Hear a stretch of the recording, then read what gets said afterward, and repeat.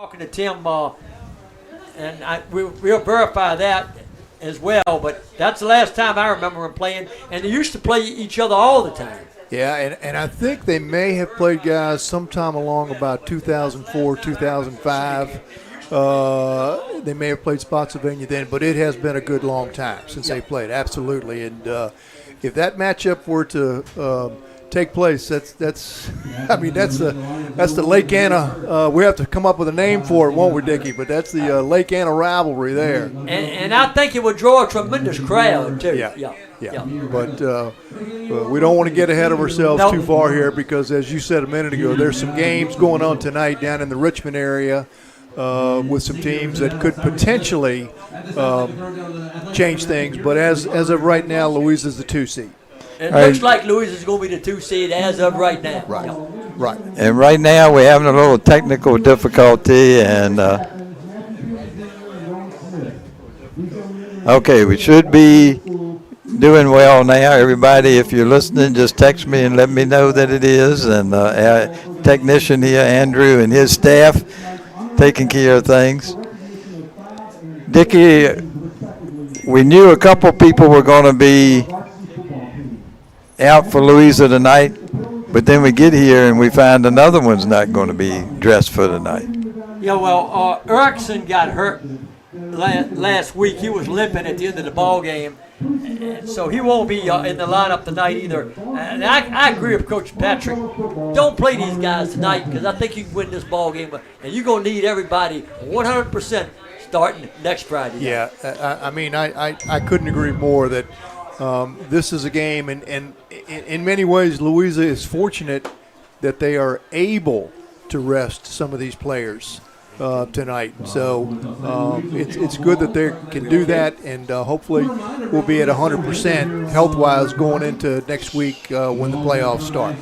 All right, and the playoff has started right here now. As we understand, we're back on with good volume, no buzzing. The buzz is going to be on the field when these teams take the field together. That's right. Hopefully the buzz is on the field. So, and we were talking about some of the statistics as we get ready to start this game, and it's pretty incredible to me. Louisa's averaging 51.5 points a game through 9 games. And this is even more incredible. They're averaging 11.7 yards per play. For the season. I mean, think about that. They're averaging a first down every play. But to me, another thing to look at is we know we had the big play guys, and they get that, and they have been doing it all year long, these 1-play, 2-play drives. But the thing was, last week, 2 guys together had 300 and some yards on the ground. Yeah, Greasy and Wilson. And it wasn't Hyder and Carter. Yep. Creasy. And then you add in the 2 Nelson boys, and they add another 50-some, 60-some onto it, and you were about 400 total, 400 rushing yards for what some people would say is second string. I like Coach Patrick says. He said, no, the running backs are supposed to be ready anytime. Well, I'll tell you one thing. Barry's ready. He kicked that thing on into the end zone to kick off for Louisa tonight. Monticello takes over their own 20-yard line. And Tommy, you mentioned the Nelson brothers. I think we're going to see a lot of the Nelson brothers tonight carrying the football. And I think we'll also see a lot of Jackson if he's suited up, which he was, I understand. And number 24 for Louisa. All right, so Monticello's out for their first possession, the first possession of tonight's game, and they're starting at their own 20-yard line after the touchback on the kickoff. All right, they're going to hand it right up the middle and getting nowhere that time. Loss of a yard, they're going to give it. Creasy's in on the stop, and Ragland's in on the stop for Louisa, and also in on the stop for Louisa is Anderson. And who was the ball carrier? I believe it was number. Let me see, Tommy, when they line up again. Okay. And we know, talking to some people here, we know the injury bug has really hit the Monticello team hard. That's Shakai Pendleton. Their starting quarterback, their starting running back, they're both out. So they've been hit pretty hard with injuries. Dropping back, No, but he handed off to the. The wing back came around that time, and that was number 1. Blake Barnes. He gets nowhere. And the stop for the Lions, Isaiah. Oh, no, sorry, that was number 40. That stop for Louisa. That's the big man. That's Isaiah Wright. Yeah. Yep, big man. All right, so it will be 3rd down and 10 yards to go for the Mustangs. They've run 2 running plays and not gained anything on their first 2 attempts. So 3rd and 10. Got a wing to the left, wing to the right, and a flanker way out to the right. Dropping back, looking downfield, rolling out now. And he's going to underthrow it. In fact, nobody there, too. All right, good pressure on the quarterback that time, and he just basically had to get rid of it. And that's all he did was get rid of it because nobody was over that way he threw it. No. They could have called intentional grounding, I think. Yeah, it was almost as close to me as it was to them. All right, Monticello 3-0. They'll be punting the football. And let's see, we're going to have deep for Louisa tonight because Carter's usually the guy. Probably Dustin Nelson. He's not dressed tonight, and that's going to be number 2, Tommy. All right, well, there seems to be a little. That's Donnie. I don't know. There seems to be a little bit of confusion on the field. I'm not sure what's going on. The referee seems to be talking to Coach Patrick a little bit over there, so let's see what's happening here. Maybe Coach Patrick was asking, how come that wasn't a penalty? And that was. Yep. Then you called intentional grounding. Yep. It's usually a loss of down, so it'd be 4th down anyway. Was coming up. And they're going to have to back up 10 yards. So they did call intentional grounding.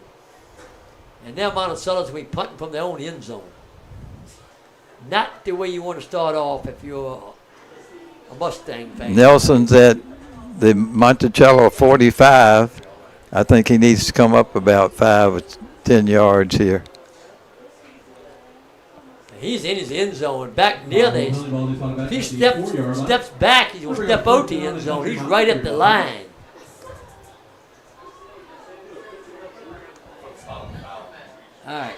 So that's going to move the ball back actually to what, the 5-yard line, right, guys? Yep, that's where they got it, down on the 5.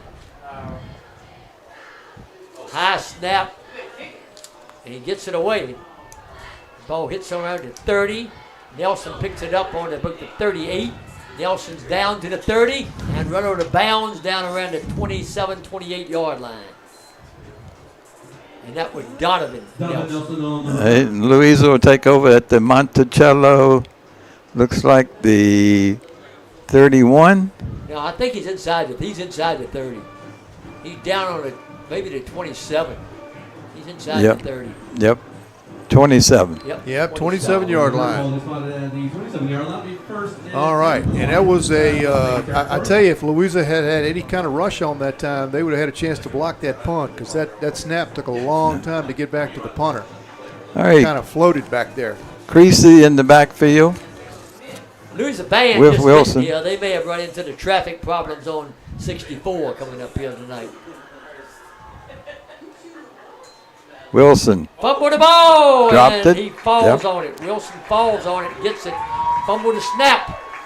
It was a low snap, was a little bit low that time, and he could not get the handle on it. So that's a loss of 3 yards on Louisa's opening play. So that's going to move the ball back to the 30-yard line. It would be 2nd and 13.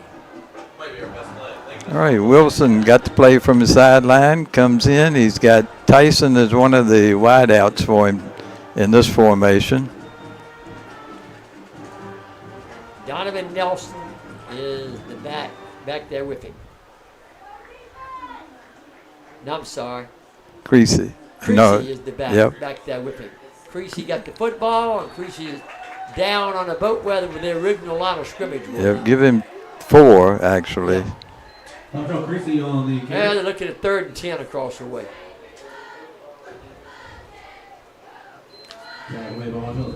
Yep, and you're exactly right. He's back to the original line of scrimmage. So 3rd and 10. Yep. Down and 10 for the Lions.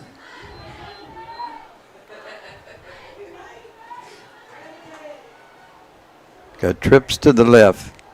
See if Wilson airs it over here. Yep. he's Dropping gonna throw straight it. back. Throwing over the middle. Got his man. Wide open. He's at the 10, 5. Run out of bounds on the 1. And that was Jackson, I believe. Wasn't it, Barry? Yep. Jaheim Jackson. Yeah, I think that was Jackson. And he ran him with a bound just before he went in the end zone down on the 1 yard line. So 26-yard pass play. Yep. 26. First and goal from the 1 for Louisa. That was a nicely designed play. As Tommy said, they had trips to the left, and Jackson just kind of floated across the middle.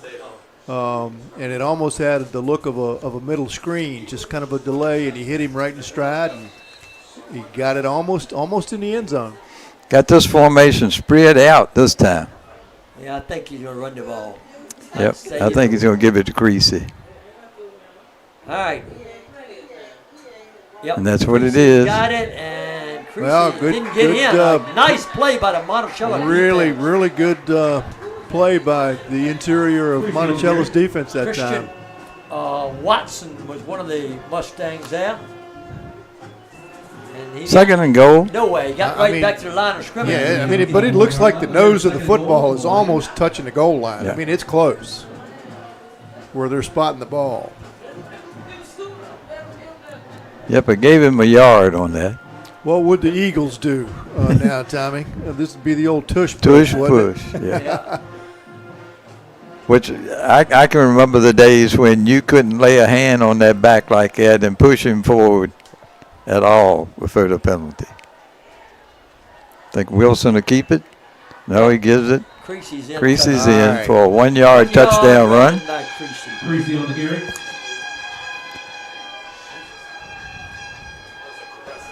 $7:53 to go first quarter. Is a touchdown for the Lions. Creasy with a 1 yard TD run. And the Lions will go for the extra point.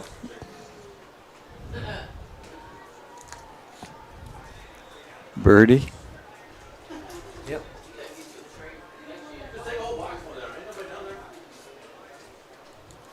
Down, kick, looks good. And it is good. Yep. So time out on the field, 7:53 to go first quarter. Louisa 7, Monticello nothing. Your Mustang straight. Let's score Louisa 7. And they helped Monticello on defense, and they got the ball and went 27 yards for a touchdown. And it took 5 plays though, Byron. Yeah, it was a long drive, wasn't it? It was a As long. far as the number of plays. All right, Burry getting ready to kick off again. And let's see if he puts another one in the end zone. He's become very consistent putting the ball in the end zone. Field looks beautiful up here tonight too. It really is a nice field. And again, a good crowd across the way Big crowd. for Louisa. Big crowd across the way. Good following. Yes. All right, going back deep for the Mustangs is going to be Blake Barnes. He's going to be flanked on one side by Shakai Pendleton. And on the other side is it number 2? Birdie kick away for the Lions. All right. And it's going to be in the end zone. Yep, about 4 yards in. Yep. Louisa Get down to kicks 20 into the end zone again. for a touchback. So Monticello takes over at their own 20 once again. They had it for 4 plays last time. They've been beset by injuries some this year, and there was an interesting stat that was given to us was that the composite scores, they're only losing by like 4 points average. Yeah, Monticello's record is 2-7 coming in, but 4 of their losses have been by 1 score or less. So they've been in a lot of ball games. Hand off to the back on the left side there. Ragland's in on the stop. Looked The ball like carrier was number 11. it's Pendleton. number 11. 24-yard Right. line, bringing second down and 6 for Monticello. And that's Pendleton. Good pickup that time. Yep, 4-yard gain on first down for the Mustangs. Monticello spreading the field, got 3 split out to the left side, 1 back in the backfield with the quarterback. In motion is Barnes. Taking a lot of time. Their play Clock is gonna going get out 'em. now. Yeah. Yeah. Timeout. And they called Timeout. timeout. Once again, a reminder, everyone, we do have barbecue for sale near the stage. Yeah, a little bit of confusion, and that's to some degree, guys. That's understandable when you get, when you've got guys playing, have to step in and play because of injuries, and sometimes it can affect the timing a little bit with getting plays in, getting people in the right formation. And I know it's the last game of the season, but still, you have guys that maybe have not been used to playing a whole lot that all of a sudden have to play a whole lot. Baron, I thought maybe we would see Monticello come out throwing the ball with the success that Western Albemarle had last week against Louisa, Right. passing for over 300 yards. I thought Right. maybe they'd come out and earn it, but so far they haven't. All right, second down and 6 for Monticello. This is their second offensive possession. About 7 minutes left in the first quarter. The line's up 7-0. Everybody spread to the left this time. Man in motion. Hand off to Pendleton. And Pendleton is dragged down. He got back about to the line of scrimmage. Isaiah Wright again. Yeah. Isaiah Wright. Yeah, he kind of wrapped him up and bulldogged him down on that one. Might have gained a yard, Johnny. Yep, give him one. 26-yard line. 3rd and 5 across the way for the Mustangs. Pendleton comes out, and coming in is number 15, Shermaine Taylor. See if they air it out this time, Dickie. All right. 3 wideouts, all to the right. Man in motion. Gonna throw it. Dropping back. Looking. He's hit as he throws it. And it's in. We got roughing the passer. Yeah, we're going to have We got exactly. roughing the passer. Yep, Donovan Nelson coming out a little too late. Yep. That's going to get Monticello a first down. Personal foul, roughing the passer. Yep. Roughing the passer called on the Lions. And put the ball up on about the. When he mark it down on the 30. Be close to the 40-yard line, Close should to the be. 40. Going to be actually across the 40. On the 41-yard line is where they put it down. So they get their first down by way of a penalty. Yep. A biggie, a 15-yarder. All right, again, they got wide outs to the right. 2 wide outs over there this time.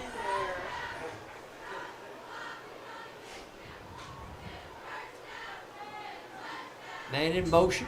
Hands the ball. Fumble the ball. And Louisa's got it. Donovan Nelson goes down on it. Yep, he got the ball. Louisa takes over on the Monticello 39-yard line.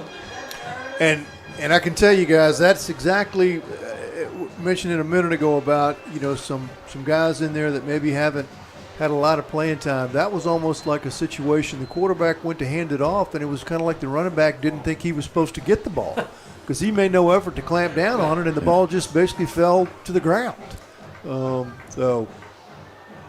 right. So Louisa's going to take over again in plus territory.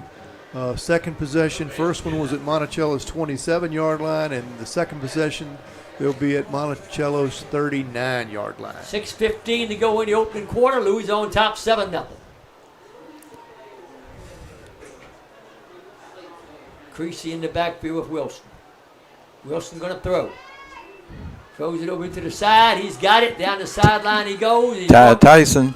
brought down around the, see why he stepped through the bounds. 20-yard line. Picked up 19. Jack played by Monticello, Corey Bourne. Yep, right on the 20-yard Ball is out line. at the 20-yard line. It was only first down for the Lions. He caught the ball. He was pretty close to the sideline when he caught it. He did a nice job to kind of tightrope down that sideline and picked up 19 yards. First and 10, Louisa. The Mustang 20. Wilson going to throw again. Got a man in the end zone. He's running to it and just couldn't hang on. Couldn't run it down, Tommy. Yep. Threw it just a little bit too far, and he couldn't run it down. For the Lions. Intended receiver was Jackson for Louisa. He didn't put quite enough air into that one, did he? Yeah, Brian? if he'd have had it up in the air just a little bit more, I think there would have been a good chance that would have been a completion. Didn't miss it by much as it was. Quickly getting the signal from the bench. 5:35 to go, 5:36 to go in the opening quarter, 7-0 Louisa. And in the red zone again. Play clock is winding down, guys. Man, That was movement. Fumble? No, Creasy didn't fumble. Okay. They didn't get the penalty on the movement. All right, he picked up 2 yards. Second and That way to 8. the 18-yard line. That'll bring a third down and 8 for the Lions. 3rd and 8. All right. Line of scrimmage, the 18-yard line. So let's see what the Lions have got. They got 2 players split out wide to the left, 1 to the right. Wilson gives the ball off, and Wilson keeps it himself, and he's going to be down around inside the 10. He's still going. He's got the first down. Yeah. That was a nice fake by Wilson. He faked me out. Gonna mark it at the 5. Levi Wilson on the quarterback Yep. keeper. Yep. Yeah, looks like they're Fuller going to give him down the at the 4-yard line. That'll bring a 4-yard first line. and 8 for the Lions. Okay. Nice run by Wilson. And that could become a big part of Louisa's game come the playoffs, Baron. Wilson being able to fake the ball to one of his running backs and run it himself. Yeah, and I don't know that I anticipate seeing Wilson carry the ball a lot tonight. He may carry it a few times, but I don't think he'll carry it a whole lot. Fumble to Ball's snap. on the ground again. Nelson picks it up and runs out of bounds. And Tommy Wilson ran the ball last week for what? 136 yards, something like that. Nelson on the 124. He had 15 carries. I had him with 15 carries for 138 yards. Yeah. So Bring second and goal for the Lions. last week. All right, Louisa lost about 6. Well, they got down about the 9. They lost 5 yards. Second and goal from the 9. 4:15 to go in the opening quarter. 7-0 Louisa. Not looking real crisp at the moment. No, they're not, Tommy. In motion goes Wilson Dustin throws it Nelson. in the end zone, overthrew his man. I think that was Tyson. He was throwing too. Yeah, and I will say this. Yeah. Monticello had good pressure that time. Wilson did not have really a whole lot of time, and I'm not sure he was able really to get his feet set. Third and goal for the Lions. Threw off his back foot a little bit because of the pressure, and the ball sailed on him just a little bit. Yeah, and that getting your feet set, I saw a whole lot of that from a Bo Nix last night. Not getting his feet set. All right, 3rd and 9, 3rd and goal. Tyson and Nelson both on the right. That's Dustin. Handoff. Going to give it to the man in motion that came through. That is Jackson. Jackson's going to lose 4.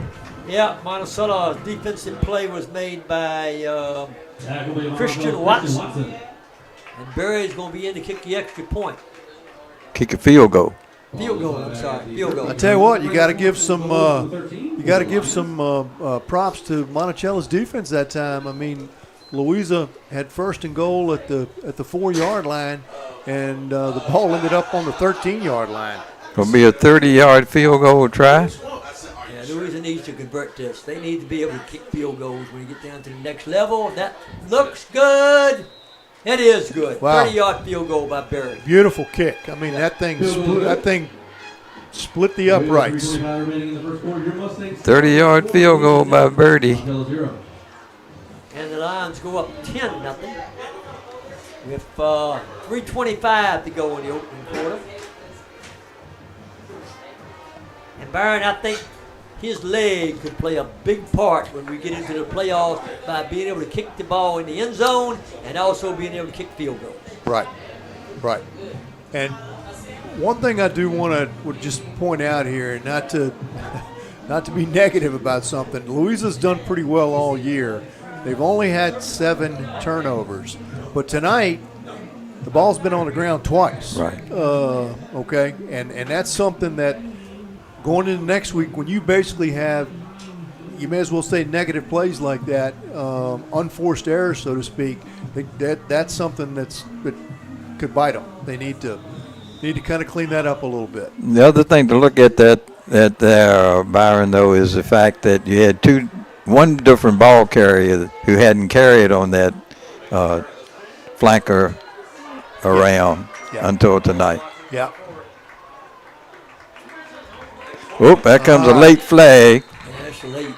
Monticello, Either holding or face mask. all right, let's see what happens because Monticello would be taking over. They could have short kicked that time, Byron, huh? Yeah, that one was had some hang time on it, but it was much shorter. All right, let's see who the penalty is going to be against. Monticello would have the ball on the about 28-yard line. Flags at the end of the play. Let's see what the penalty is.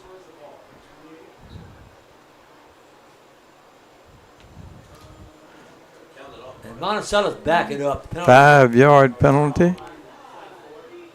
that's an unusual. Unusual on that play, yeah. Very unusual. Usually when they throw the flag that late, it's either a 10 or a 15. 24-yard line. A lot of times a 15. This one was 5. 24. Mustangs taking over on their own 24. Yeah, I really can't think what the penalty would have been for it to be a 5-yard penalty. Unless we've seen once this year, didn't we, where there was a 5-yard penalty on the face mask? Ball is down. loose. Ball is picked up by Creasy, and Louisa just scored another touchdown. Monticello fumbled the football. Creasy picked it up and 23 or 22-yard fumble recovery. that's what I'd say. He was in a little bit behind the line of scrimmage. Yep. Recovered by the Lions and returned for 6 points on the board. 22-yard run by Creasy. Fumble recovery. So I don't know exactly what happened there, but the Monticello ball carrier went off the right side of the line of scrimmage, and they had him pretty well stopped. He was still upright, and I don't know whether somebody just kind of reached in and pulled the ball out or punched it out or what. But They poked the bear. yeah, Got it. Ball down, kick up, and the kick is good. Back to one is good. So timeout on the field, 3:05 to go, first quarter. 17-0 now, Louisa, and they scored a field goal and a touchdown in a 22nd period. They go up 17-0. so Creasy has the 2 touchdowns so far for Louisa. He scored 1 on offense and 1 on defense. Yeah. A 1-yarder and a 22-yard pickup. I tell you, you don't realize how big Wilson is till you look and see Creasy standing next to him. You think of Creasy. Creasy is a good-sized fella. Yeah, Creasy is 225 pounds is Creasy. 5'10", 225. Wilson's not a little fella though. Wilson is 6'1", 189. And Yep. with his size, he's a very capable ball carrier. Yeah. He has the ability, a lot of quarterbacks, you say, well, he can run. You're thinking, well, they're kind of doing it on the outside and that kind of thing. Wilson's got the ability to just put his head down and go right up in between the tackles. He can run it. That's a good point. He's a hard runner. He can run it between the tackles. He's a hard runner. Yes. All right, Birdie looked like he's going long this time. And he does. He kicks it In long. the end zone. Mustangs take over on the 20 again. Monticello now is their 4th possession of the first quarter. We still got 3:05 to go. 20-yard line.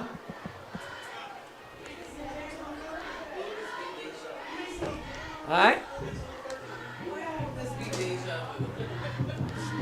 Ball on the 20-yard line, 1st and 10 Monticello.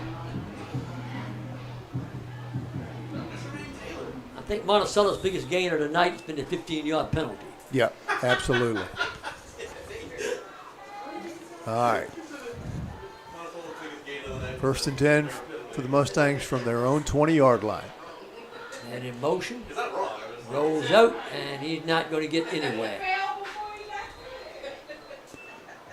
Ragland and Isaiah Wright, on the stop, and the quarterback kept it that time, Tommy. Jake Good over on the quarterback keeper. Price, Jackson kept it. Yeah, quarterback keeper that time off the left side, and it was just a kind of a slow developing play, and Louisa got really good penetration and just stuffed it at the line of scrimmage for no gain. All right.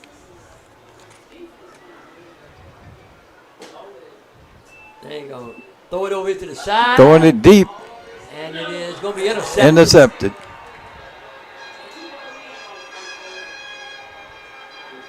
And the guy that intercepted it was Xavier Johnson, Yep. 24.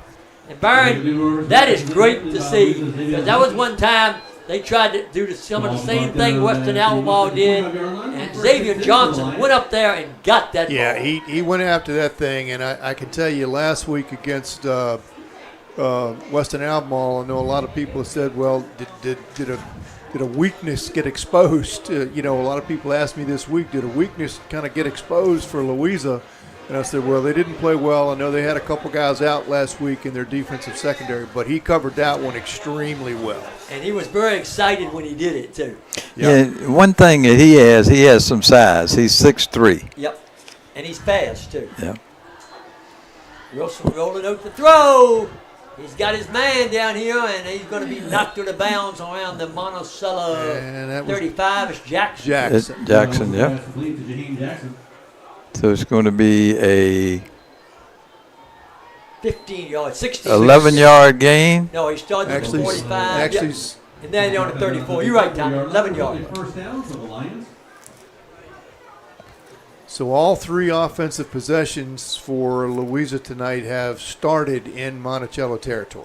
Yep. Monticello's had the ball 4 times, and they've got 3 turnovers.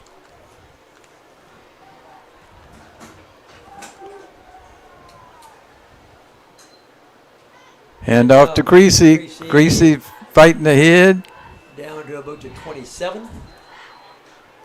That's going to be enough for another first down. Well, not quite. Nope. 7-yard gain. Yep. 2nd and 3. Creasy on the carry. Got a minute 50 and counting to go here in the first quarter. 17-0 Louisa. For the Lions. That's been Creasy's biggest carry of the night so far, other than the fumble recovery. Yep. Yeah, I mean, the interior of Monticello's defense has played pretty well so far. I mean, they're not giving up anything easily. They give it to Creasy again. Creasy's going to have the first down, and they'll mark it around the 30. They're still going. Man, that's a scrum there, isn't it, guys? I mean, that was a huddle, and it just sort of kept inching along. Creasy on the carry. They're going to mark it at the 17 First down for Louisa. or 18. They're going to mark it on the 18. 1st and 10 Louisa.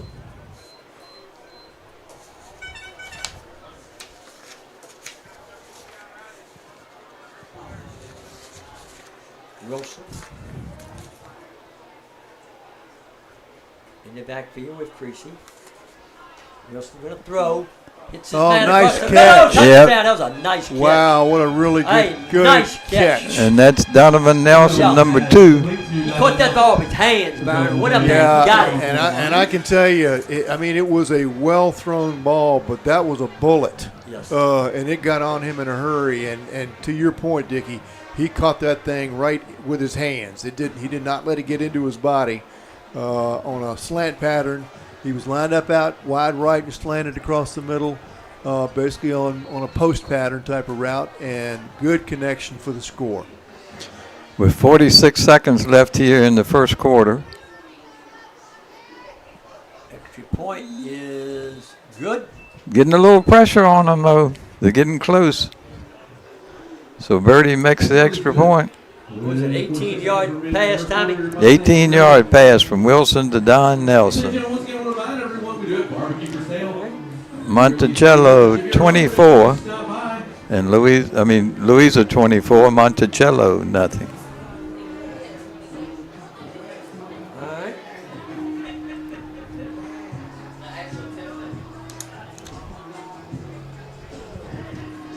"46 seconds to go, and the line's up 24 to nothing." They scored with 7:53 to go, 3:25 to go, 3:05. 3:05 to go, and 46 seconds to go. Baron, I think you related to the, how many close games, but I think Monticello had a lot of those close games over before they got all these injuries. I think you're right. I think so. And I think the injuries have really decimated this football team. Yeah, defensively they're looking pretty sturdy, but offensively you can tell the guys out and they don't have their timing down good.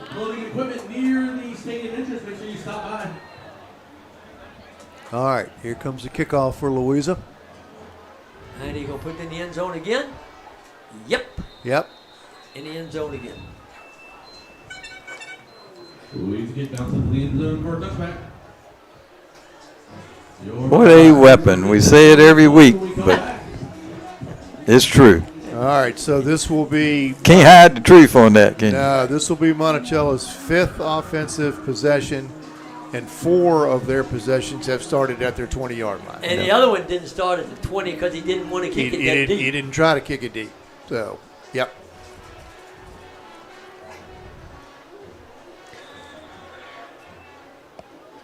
Louisa's filled the stands across the way. Good crowd over there.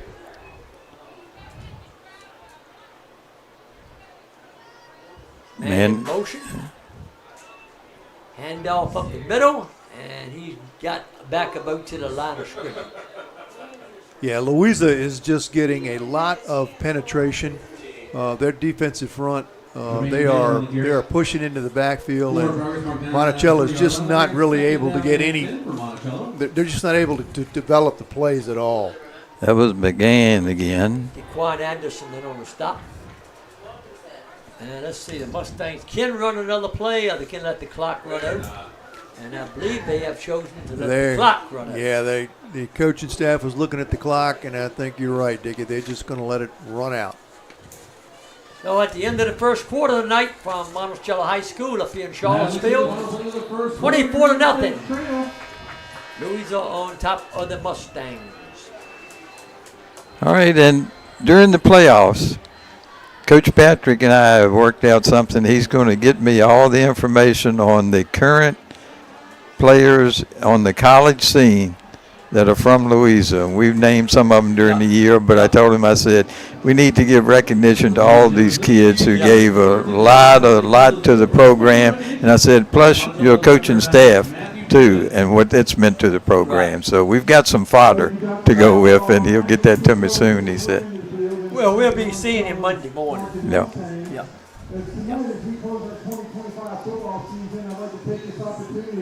All right. Albemarle and Fluvanna are playing tonight. That's a big Jefferson District game. They're playing at Fluvanna, I believe. And we'll see if we can get some of these scores on some of these games that mean a lot to the seeding for the regional playoffs that Louisa will be in.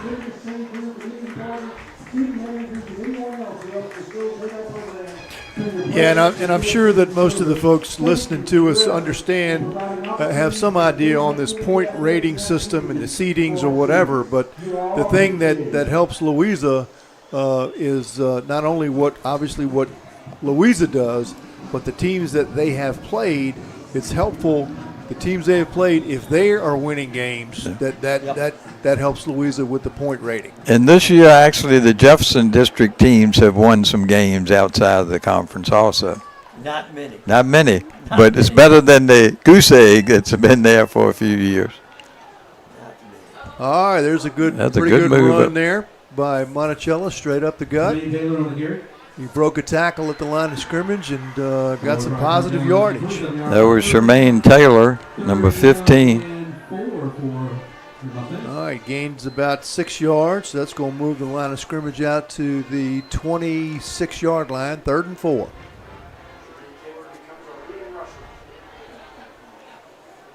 All right, Monticello up to the line of scrimmage. See if they can convert this first down.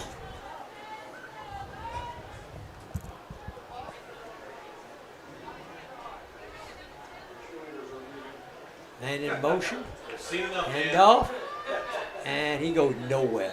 Yeah, he actually may have lost a yard on that one. He did. Raglan's there again for Louisa. 4th Fourth down and 5, and Monticello's going to punt the football.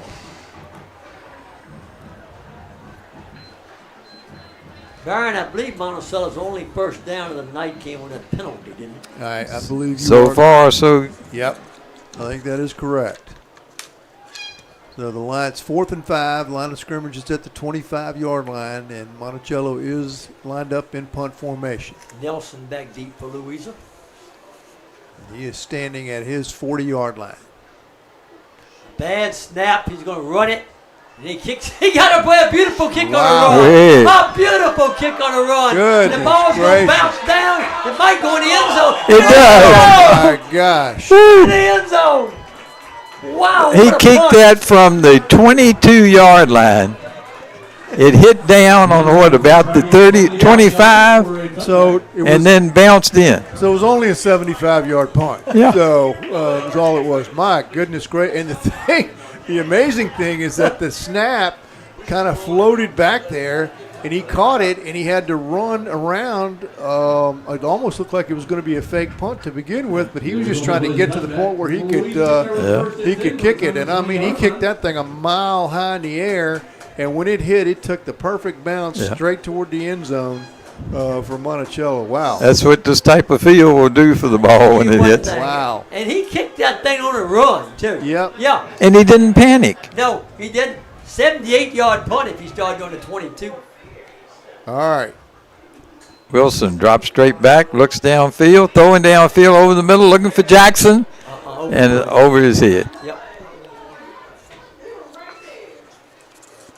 And I can tell you, the Lions are lucky that time because had the Monticello defender gone after the ball, I believe he was in the best position to catch that one. They had it well covered. All right. So for the first time tonight, Louisa is starting in their own territory. The ball's at their own 20-yard line, so it'll be 2nd down and 10 now after the incomplete pass. I think Coach Patrick is kind of looking just to work on some things now. Yeah, with a 24-0 lead.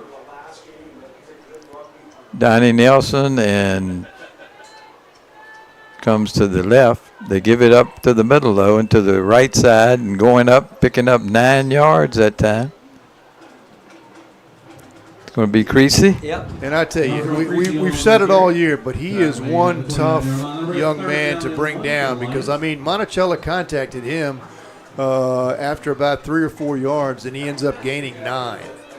And not only is he a great blocking back and a good running back, he's great on defense, too. He had a heck of a game on defense last week. All right, 3rd and about 1 here for the Lions. Line of scrimmage, 29-yard line. See if Wilson keeps this time. Yep. Wilson keeps it, and they stop him. He couldn't get back to the line of scrimmage. Nope. They got some penetration that time. Good job by the Monticello defense. He lost 2 yards. It's 4th and 3 across the way. Yeah. And I would think Louisa's going to go for it.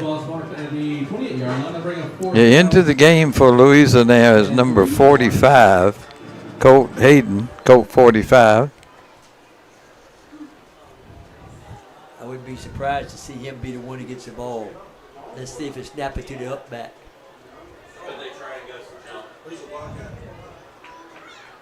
Man in motion. Nope. Snap Nope. at the Creasy. He fumbled the snap, and Monticello takes over. It was a low snap, and Creasy couldn't handle it. Yeah, it was a very low snap, and First time tonight they've stopped Louisa. Yep.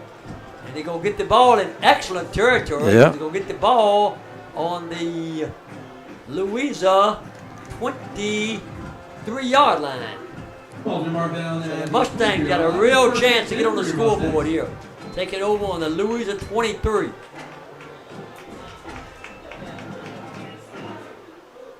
All right, up to the line of scrimmage of the Mustangs, down 24-0.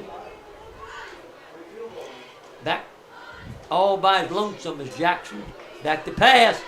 Throwing it downfield. Got his man down there. He got Made a the touchdown. catch. He got a touchdown. Touchdown. Yep, number 3, Yep. who is Roger Rothwell. Well, yep. So McGann to Rothwell. 6 points on the board for your Mustangs. It was who, Tommy? It wasn't Jackson. It was Jackson, right? Jackson to Rothwell, the quarterback. Quarterback McGann, Okay. right? No. Nope. No, Jackson was the quarterback. What number is Jackson? 6. Number 6 in there, okay. It was Jackson was the quarterback. I thought you were talking about Al Jackson. No. No. Extra All right. point, good. PAT is good. How many yards was that? It was 23. 23 yards. 23-yard TD pass. And that was a really, really well thrown ball. I mean, he split the defenders and he laid it right on them, and the receiver made a good catch. And Monticello is on the scoreboard. 8:33 to go, first half. Second quarter. Louisa 24, Monticello 7. Rothwell looked right happy too as he came up with that I'll one. tell you one thing. was a Rothwell good made catch. A really nice catch. Yep. Yeah, he That was did. not an easy ball to catch. He did. Turned at the right time. Yep. Made a nice catch, Rothwell did. Yep. I know Rothwell in Charlottesville area distributing company. Yeah, that name is familiar. Yeah. Rothwell is. Yep. And that young man is a junior, Roger Rothwell. Yeah, they only had, what do we say, 10 seniors on senior night here, so they got some young kids, and some of the guys have been hurt. Coach John Berlin taking over the program. This may be a squib short one. Yeah, they Onside tried kick. the onside kick, and they touched Didn't it go. before No, it it didn't went go. 10 yards. 2 yards short of a recovery. Onside kick didn't go 10 yards. Louisa's going to take over on the Monticello. What is it going to be with the 48, Byron? Yep, looks like at the 48-yard line. Yeah, that was right down in front of us, and it was, you could definitely tell that he grabbed it before it had gone the necessary 10 yards. Illegal touching. That's going to be a 5-yard penalty. Illegal touching call. And they're putting the ball Mustangs. down on the Result of 48. Lions who have the ball inside Monticello territory. Be first and 10 for the Lions from the Monticello 48-yard line.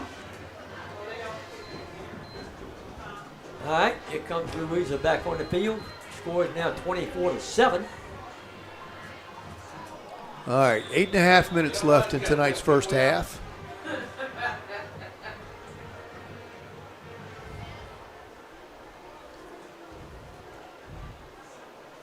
Wilson. Gives it to Oh, Creasy. Creasy breaks it. Creasy's at the 20. He is down inside the 20 to the 10. 5 touchdown. 48. Line. 48-yard touchdown run. One play. One play. Yep. 48-yard run back. And And Byron, that time, once Creasy broke that initial line of scrimmage, it was all over.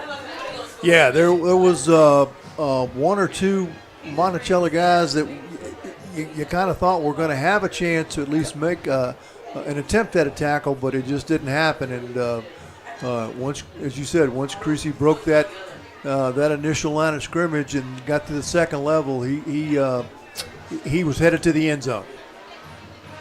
All right, extra point coming. It's good. He's going to hit the other scoreboard. Extra point is good. And the Lions go up 31-7. And Tommy, you talking about some offensive fireworks? Monticello scored with 8:33 to go. Right. Louisa Allenson with 8:20 to go. That's 2 touchdowns in 13 seconds. Yep. That's some offensive fireworks. Themselves for serving our country. At this time, we ask that all of our veterans who have served the United States military to please rise and wave in acknowledgement. 31-7. So you may be recognized with a round of applause and appreciation from those around you. All right, here at Monticello High School, they are recognizing veterans at this point in time, and with Veterans Day coming up, we absolutely want to do the same thing. Thanks to all of you who have served and currently are serving, and Tommy, that goes for you. Thank you for your service. Thank you. And we're having a dinner for those veterans at the Louisa Methodist Church on Thursday. Yeah, absolutely. This coming Thursday at 11:30 at the Louisa United Methodist Church, there is a luncheon that'll be prepared by the culinary arts class at the high school, and it is for veterans. So that is open to any veteran who would like to come. Short kick this time, taken at the 26. And one thing about it, it is a good lunch, too. Absolutely. And the man was there again on that tackle, and that is number 24, Dickie. Yeah. Xavier Johnson. Xavier Johnson. His 6'3" frame has been everywhere so far tonight. And I think, I'm not sure. I think Coach Patrick said this might be the first year he's played football, but I'm not sure about that. He's an athlete, though. He's an athlete, yes, No indeed. question about that. All right, where are we taking over on the 33-yard line. 33? And that time he kicked it short intentionally. Yep. All right, Monticello out over the ball.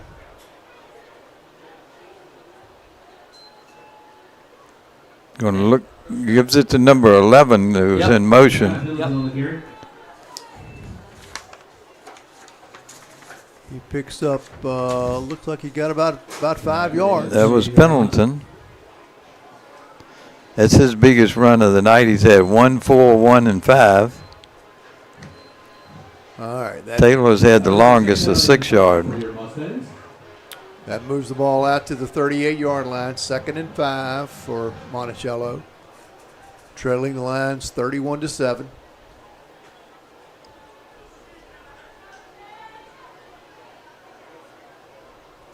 Handoff, and he goes nowhere. Wow. Pendleton again. And now Ragland is there to meet him for Louisa, 64. Franco, I'm sorry, Axel Franco was there to meet him for Louisa. Axel Franco. Third down and I've been giving the credit to Ragland. It's been Axel Franco, 64 is the man making the stop. All right, 3rd and 6. Yep. Yeah, 3rd and 6.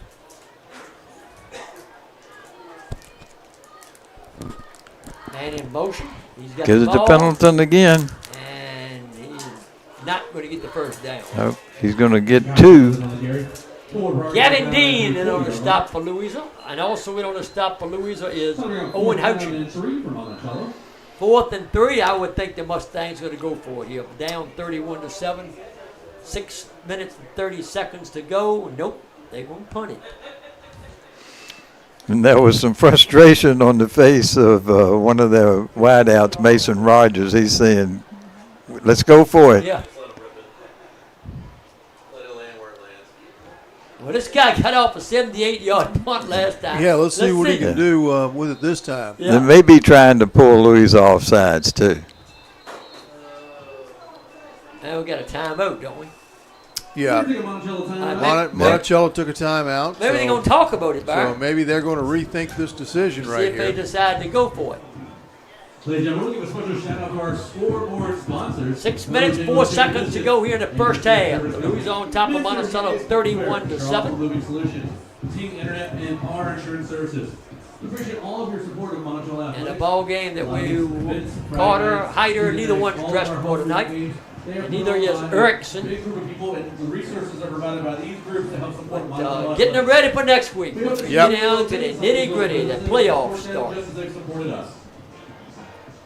And if you're wondering about Virginia's basketball game, close your ears for a minute because Virginia's up at the half, 42-25 over North Carolina Central. All right, y'all gonna punt the football. Louisa never made back deep.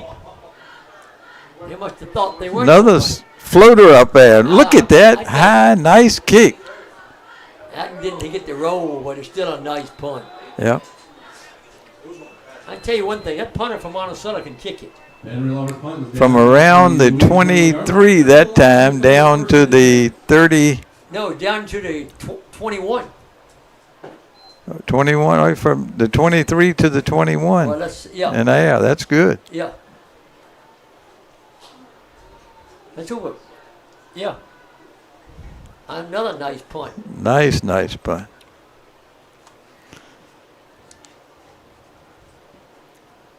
So Louisa takes over at their own 21. 53 yards, I think. Yeah. Tommy. That's got Henry Laufer is the punter. You have to wonder if somebody ain't looking at him to do some punting at the next level. Yeah, if he can do that, he will he'll be playing for somebody at the next level. Wilson. Gonna throw it. Got his man, Luntz. Luntz is at the 30. Luntz is at the 40. Luntz is at midfield. Got two blockers with him. He might go all the way. Luntz is going to go all the way for a Louisa touchdown. 79 yard pass play. Wilson pass complete to Carson Lutz. Wilson to lunch. I tell you one thing, Carson Lutz showed some speed. Well, he showed some speed, but he made two good moves once he caught it. It was just a little simple hitch pattern. It wasn't anything fancy at all about the throw. But once he caught it, he turned upfield and he made a couple of good moves, and then he just kind of turned on the jets. He split his blockers. Yeah. Yeah. Yeah. Extra point. A lot of times, Tommy, when receivers catch those, they'll turn to the outside and come up the sideline. He turned to the inside. Right. And basically took the ball right up the middle of the field. Extra point is good. One is good. And it's a 38-7 ball game, and we still got 5:41 to go here in the first half. Lions on top of Monticello, 38-7. Ladies and gentlemen, as we approach halftime, we'll remind you that Virginia Smoke and Soul Barbecue is. Yeah, he definitely turned the jets on once he got his shoulders squared up to the end zone, and And he had two blockers kind of escorting him too. he had the goalpost in his sights, and he was headed that way. And we saw his mother out down in the parking lot as he came in today. Yeah. I'm sure she's very happy right now. Yeah. Yeah. Yeah, I thought it was interesting how he got right between those two blockers and all, and they kind of boxed him in. In the last 5 yards, he passed all of them. Yeah.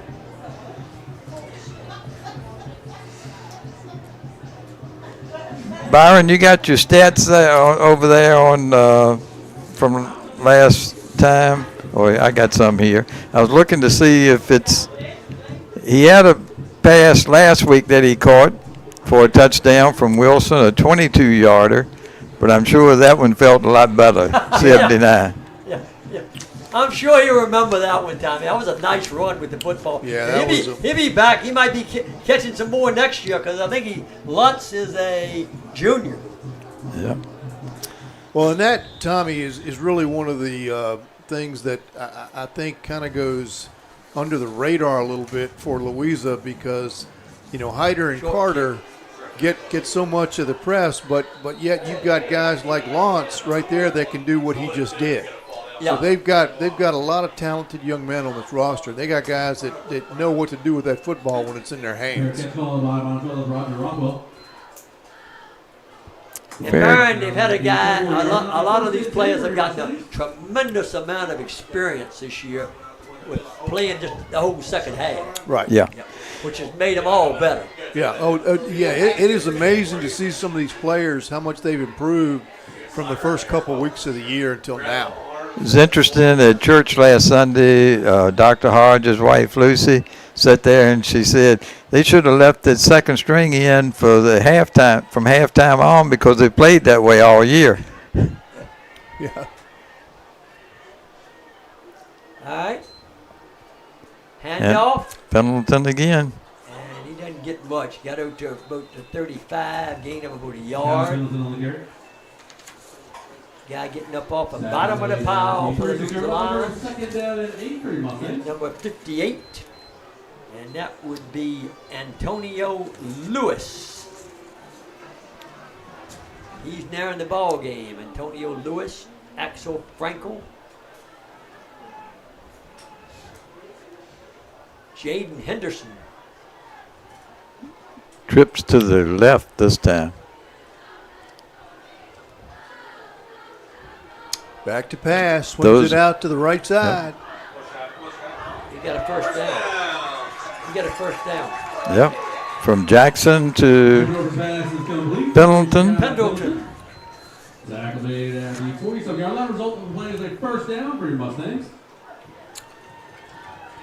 All right, picked up about 11 yards that time. Puts it up to the 47-yard line where it'll be 1st and 10 for Monticello.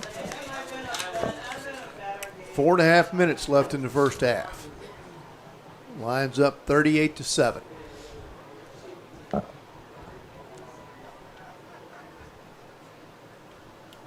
Handoff. Gavin Dean, no, that stopped. Blake Mars on the carry. Activated at midfield, numbering up second down and 7 for Monticello. Jaden Henderson out there on that defensive line now for Louisa. Monticello picked up 2, maybe 3 yards on that carry, so it's going to bring up 2nd down and 7. Ball right at the midfield stripe.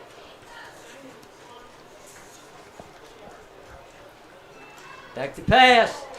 Throwing it down the field. Got his man down there. Oh, he dropped it. He dropped it. Yep. He was behind the line. Defense may have scored a touchdown if he'd caught it, and he dropped it.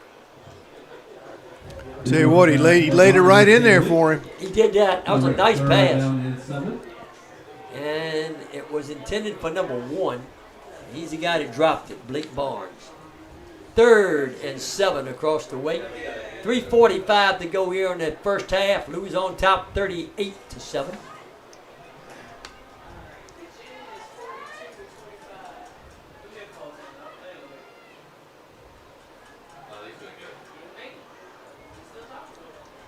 Jackson looking to the bench. Play clock had to expire on him. Yep.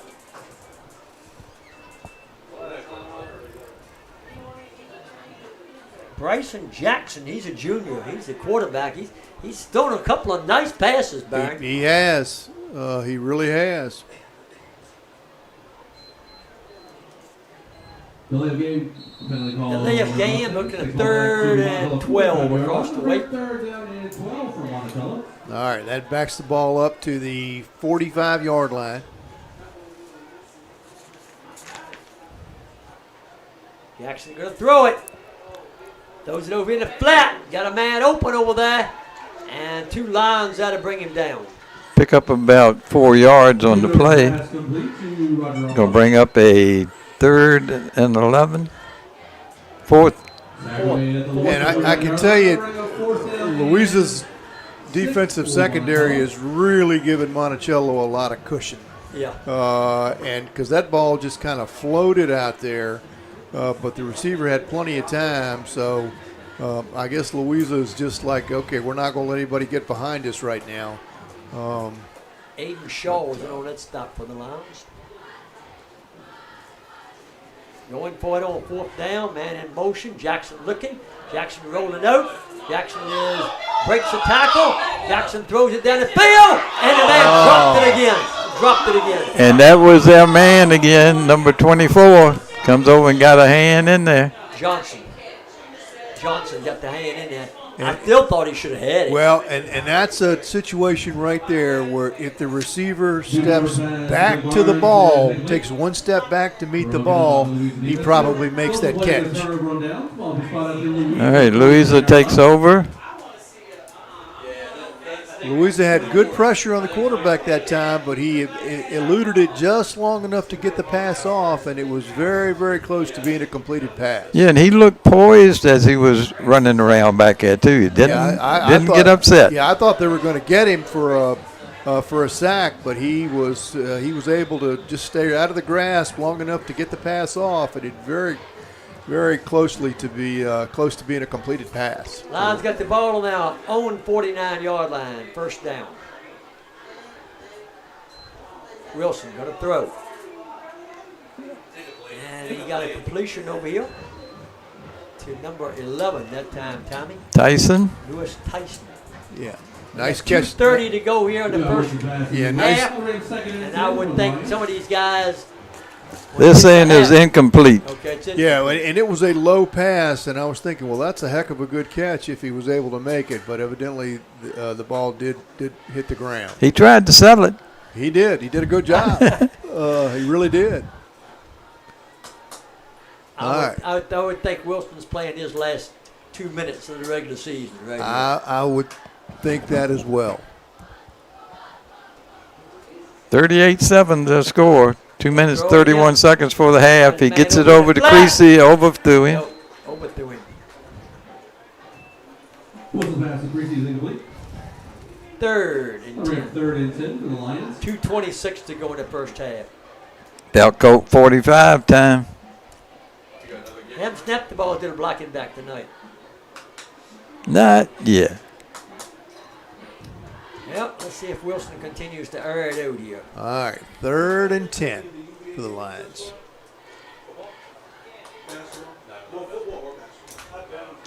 Let's see, they're going to have trips all the way over here on the left.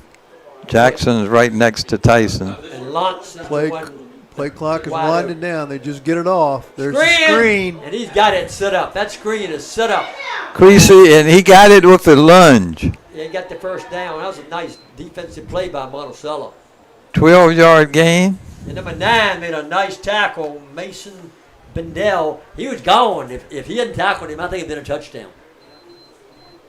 Screen made to Louisa Creasy. Complete. Tackle made by Monticello. Mason Bendel. Ball be spotted at the 39-yard line. It was only 12-yard gain. Yep. First down. It'll be under 2 minutes when the ball is snapped in the first half. Yeah, that's a nice play call by Louisa. That was well designed play, and then Creasy did a good job once he caught it to churn the yardage out for the first down to move the chains. Wilson going to throw again. Being pressured. Got hit as he threw it. And it's caught. He got caught. Tyson catch it? Yeah, I think it's Tyson. Wilson pass complete to Tyson. That was Yeah, that's going to be a Tyson.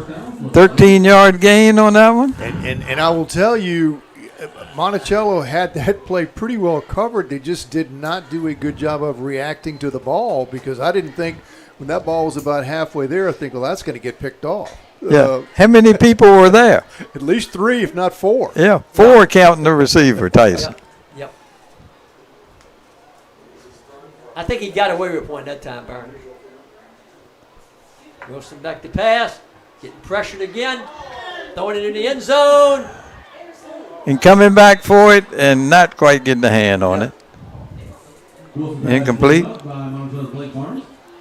I thought maybe he was going to run then once he got out of the class. I did too. I tell you one thing they're doing. They put pressure on Wilson. They The last are. couple of passes. I mean, he's the last had to 2 throw, times. They've been right on him when he Yep. threw it. Yep. Yep. 2nd and 10.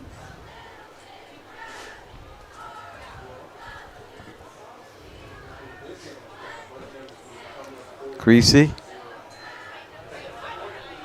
Wilson keeps it.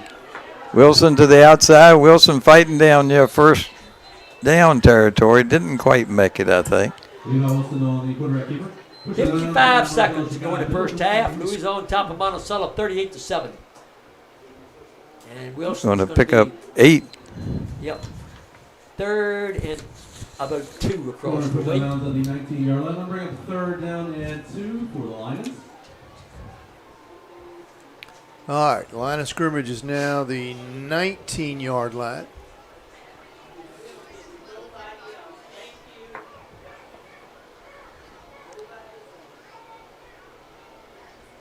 Long count. Yep. You better cut it. Now, Wilson throwing it down to the end zone. It's going to be, Pass interference. yeah, Pendleton pushed off a little bit. Yeah. But if he was looking up a little bit closer to Louisa's offensive line, it might have been a retaliation for a little push. Tyson, the intended receiver. And that's Yeah, gonna there be was pass interference. there was definitely a little contact over there. I'm going to jinx us right now, but that's only the third penalty between the two teams. Tommy, Mm-hmm. we'll find out whether you should have said that. Or Yeah. Yeah, because that has been a little. I mean, Yeah. you know, as we've talked about it on a number of times, that has been a little bit of a problem for Louisa this year. They've been penalized some, so it is at least so far nice to kind of see that not be biting them quite as much this game. And I like the way Coach Patrick said it when we talked to him a week ago about the penalties, and he said, I like for him to be exuberant. I like for him to be out there and go after things and all. He said, yeah, we might have to tone it down just a little bit, but he said, I really like we're getting those in some situations that it was good. So. All right. Monticello used their last time out. They're trying to stop Louisa from getting this touchdown right at the end of the half. Right. Yep. Right. So we've First- got 49 seconds left in the first half. Yep. 1st and 10 From the 11, I believe. at the 10. Well, let's see. Well, let's see. It looks like it's right inside the It's 10. inside the 10. It's more like the Yep. 9. Yeah. First and goal from the 9. Yep.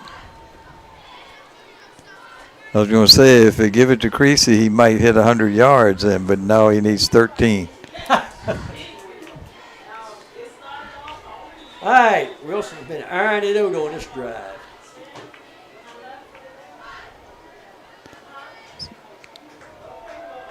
And back to pass again.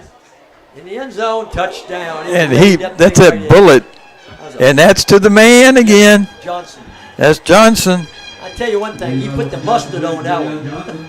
He That fired sure that did. thing. 9-yard touchdown pass. And Johnson made it right in his hands, and he then grabbed it. Yeah. 9-yard pass. Nice pass, nice reception. Yeah, and those have been the best couple of passes that Wilson has thrown tonight on those slant patterns over the middle. I mean, he has put it right on him, and it's twice now the Louisa receivers have made good catches, good grabs on those passes. Extra point is good. Next one is good. And now we got a 45-7 ball We game. work out down. Make sure you remember that 45-7. For sale near the stadium entrance. And we got 45 seconds to go. And 45 points on the board. Yeah, 45 points on the board, 45 seconds to go. Looking at this, there have been 2 touchdown throws by Wilson in the first half. But as you said, Dickie, they're working through different progressions. They're working through different plays probably here because they've thrown a whole lot more than they normally throw in the first half. He got 3. He's got 3 touchdown passes. He got one to Donovan Nelson, 18 yards. One to Luntz, 79 yards, and one he just threw for 9 yards. Well, I totally missed the one, yeah. The one to Nelson. And coming into tonight's game, I was looking, Tommy, and it was a little bit surprising to me, but Louisa coming into tonight's game had thrown the ball on about 26% of their offensive plays. I didn't think it would be that high, but I guess when you think about all the 1- and 2-play drives that Louisa has had, and as far as the number of offensive plays that Louisa runs in a game, it's not as many as sometimes the teams they're playing. All right. And how far was that one from Wilson to Nelson, Dickie? 18 yards. 18? Yep. 18. Thank you.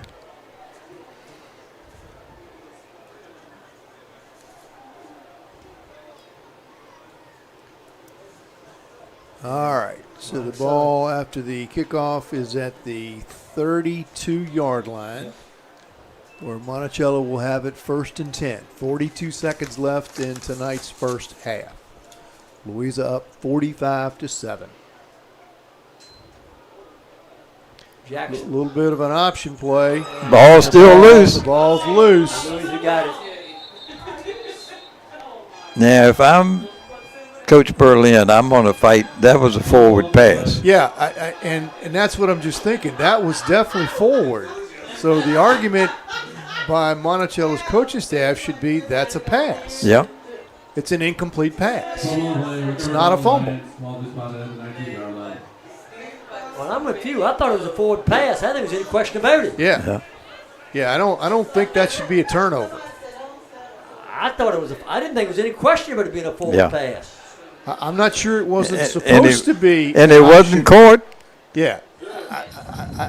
I think it was just a not very well executed play, obviously, by Monticello, because I think it was supposed to be an option, a pitch. Yeah. But the running back, because of pressure, ended up in front of the quarterback, and I just feel like that should be an incomplete pass. Totally agree. Wilson dumps it over to the side. Jackson Jackson, he's in for a touchdown. from the 19-yard line. 19-yard line. A fourth TD pass.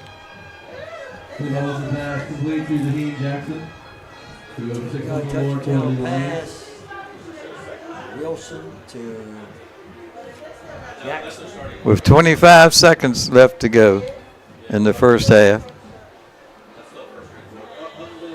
And Louisa is now up 51-7.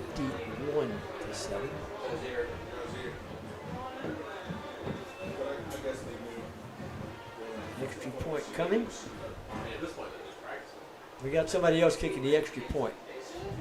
And he boomed it through there too. No, that's Birdie, number 19. That's right. You're right. That's right. That's Barry. That's right. Yep.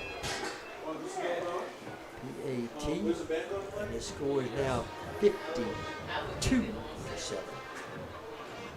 And mistakes have cost them a lot, but Monticello actually defensively has played very well.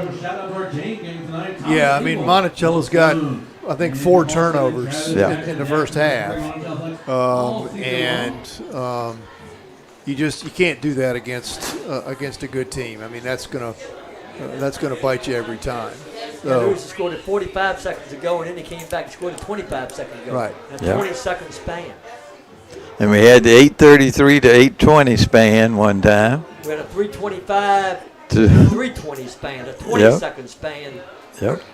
Back in the first quarter. Yep. and at 52 points, we mentioned it earlier, Louisa's right on their season average as far as the points they score in a game. But tonight they've done it in one half.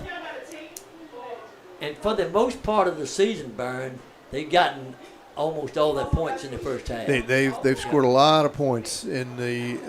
I would say they're probably averaging 35 to 40 points, if not better, in the first half. In the first half. Yeah, last week is when they scored a lot in the second half. Right. Yeah. Before that. Because they needed to, because Western was doing the same thing. All right, he's out of bounds over there. As a flag goes down. 21 seconds to go in the first half. Isaiah Lee on return. 2-7. Flags at the end of the play. I'm not sure that flag was meant as a flag or he went out of bounds. And Well, I'm wondering if he didn't signal a fair catch. that's true, too. Illegal participation?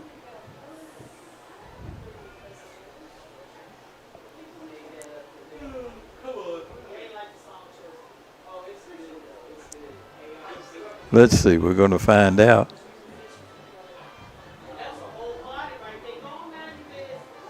Block in the back against Monticello. Did it like pass interference, but it was a block in the back. Louisa scored 49 points in the first half against Louisa. They scored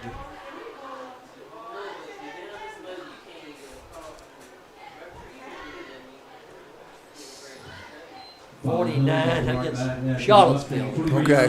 First and 10 for Monticello. All right, 21 seconds left in the first half. That's movement. They just took a knee, I think, Tommy. Oh, That'll be the final play of tonight's first half. I thought the same Yep. thing initially. I said, well, there's all kinds of movement, but I think he took the snap and just took one step back and took a knee to end the first half. so halftime it is Louisa 52, Monticello 7. Scored 48 points against Goochland in the first half. All right, fellas.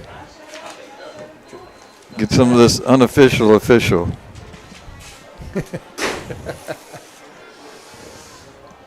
All right.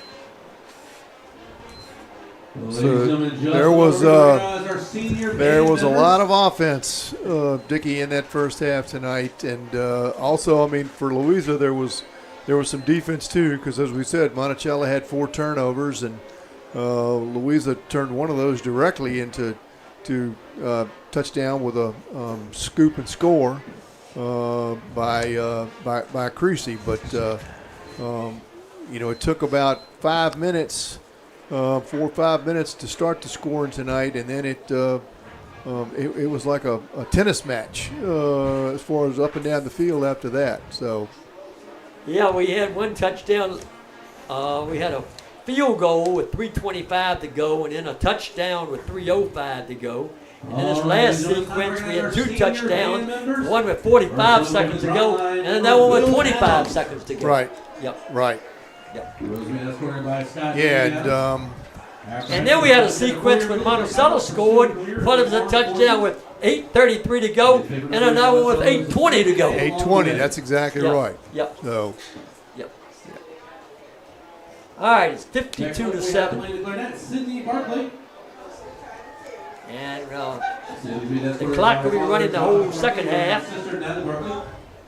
35-point differential, and let me see if we can get some scores now.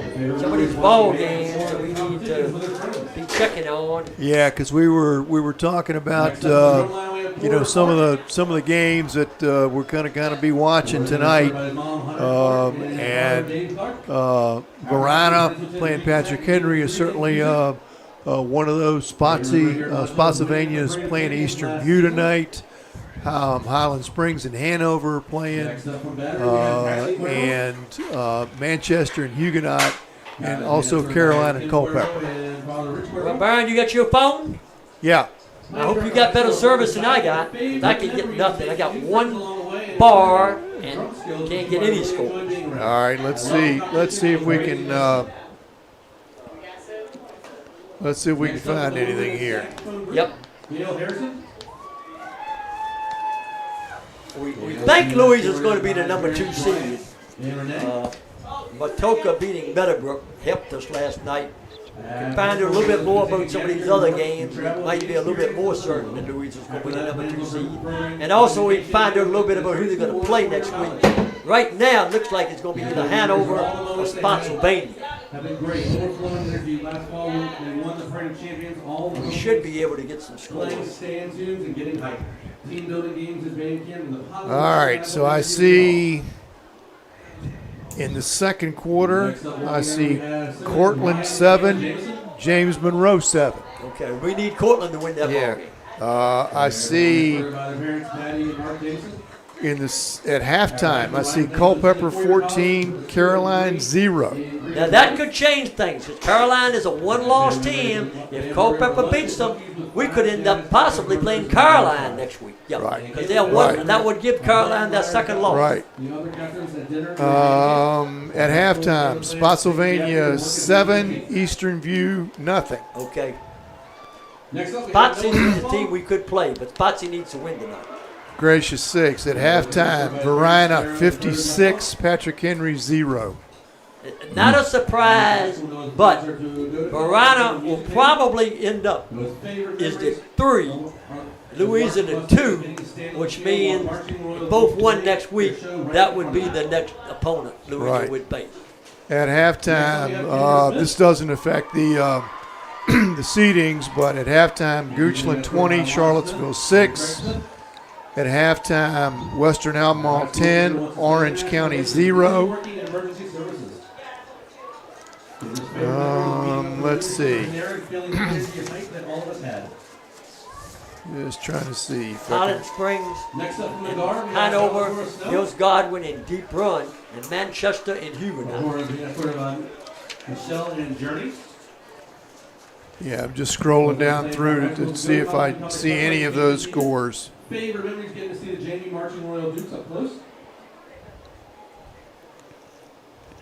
Next up from the brass section, we have Sophie Sprouse. Okay, quickly here. Sophie being escorted by For Louisa on the ground, Wilson 5 for 20, and her sister Allie. Creasy 8 for 87. Lieutenant Emory and Henry University. The team had a -4. Jackson 2 for 6. Band and music program. For passing wise, Wilson 9 of 15, 206 yards and 4 touchdowns. 206 and 4 Next up, touchdowns. Yep. That's quite a night. So Louisa 206 plus 17 carries for 104. So 104 on to 206 gives us 310 total offense, right? First place at the Parade of Champions and getting to watch the Marching Royal Dukes from the sideline. And for Monticello, Pendleton has been the main ball carrier, and he has carried it 8 times and has a total of 15 yards. And the favorite memory is the first day of band camp. Barnes 1 for 1. McGowan 0 for 2. 2 for 0, excuse me. For all our senior And band Taylor 2 for 5. So really, they didn't have a lot of offense at all. That 9, 10, 11, 13 carries for 19 yards. That's not much offense at all. No. Right. And in the air, they didn't do very well in the air either. They had the 1 touchdown pass. And that was Jackson. McGann was 0 for 1. Jackson to Rob. Jackson was 4 for 5. And he had 36 yards and a touchdown. Got Levi Wilson 9 for 15 for 205 and 4 TDs. Yep. I got him 206. That's pretty close. Creasy 8 for 79. I got 8 for 87. We're close. All right. Yeah. But yeah, see, it looks like they held Monticello total yardage to I have 288 to 49. signal when the band is ready. how much? 288 to 49 is what I have. Okay. Yeah, I had them. Louisa 310 total yards for Louisa. And 13 for 19. So they had 19 yards on the ground, and what did I say they had in the air? 40 yards in the air. So 40 and 19, 59 yards total. Well, this is interesting here, Dickie, as I look at these scores at halftime. Huguenot 21, Manchester 0 Wow. at halftime. And Manchester is an unbeaten Division 6 school. Right. And Huguenot is a Division 4 school. 21 zip at half. And I don't think Huguenot can pass us, but that tells you something. That just tells you something of how good the region is in, that Louisa is in this year. Absolutely. I mean, Absolutely. they are in a region. I don't think it's any question. Who wins the region that Louisa comes out of will win the state in Division 4 football. Right. I don't think there's any question. The winner will win it. But that also tells you, listeners, what Louisa's going to face in the next 2 or 3 weeks, starting next week. Yep. Yep. The opposition that Louisa faces is going to be the best opposition they played against this year. Yeah, in the second quarter, Highland Springs 10, Hanover 6. Hanover was hanging in there. Second quarter. Yep. In the fourth quarter, well, I think this was a score we already knew. Matoaka 30. This was actually last night. Yeah, Matoaka won last night. They're saying today, but it was they won 33-12. Right. And Dinwiddie's season is over. Yeah. We know Dinwiddie's going to be one. Mills Godwin, what did they do? Godwin is one we need to win. All right. At halftime, Fluvanna 24, Albemarle 7. Fluvanna's making a statement. And they'll be in the playoffs. And Western and Orange playing tonight, too? Yeah, Western was winning. Yeah, that Western's. game. All right. What other score do we need to try to find, Dickie? Was there another score we needed to try to find? Was there another team in there that's of Let's interest see. to us? I think you got everything. Mills Godwin. Mills Godwin deep run would be the other one. And your favorite coach in college basketball is losing by 10 right now, Dickie. Oh, he is. See, if you express them so often. Kansas is losing to. Yeah, that is my favorite coach, all right, Bill Self. I'm glad he's losing by 10. And he's losing to North Carolina. Oh. Davis needs a win. Yep. He might be getting on the hot seat at North Carolina.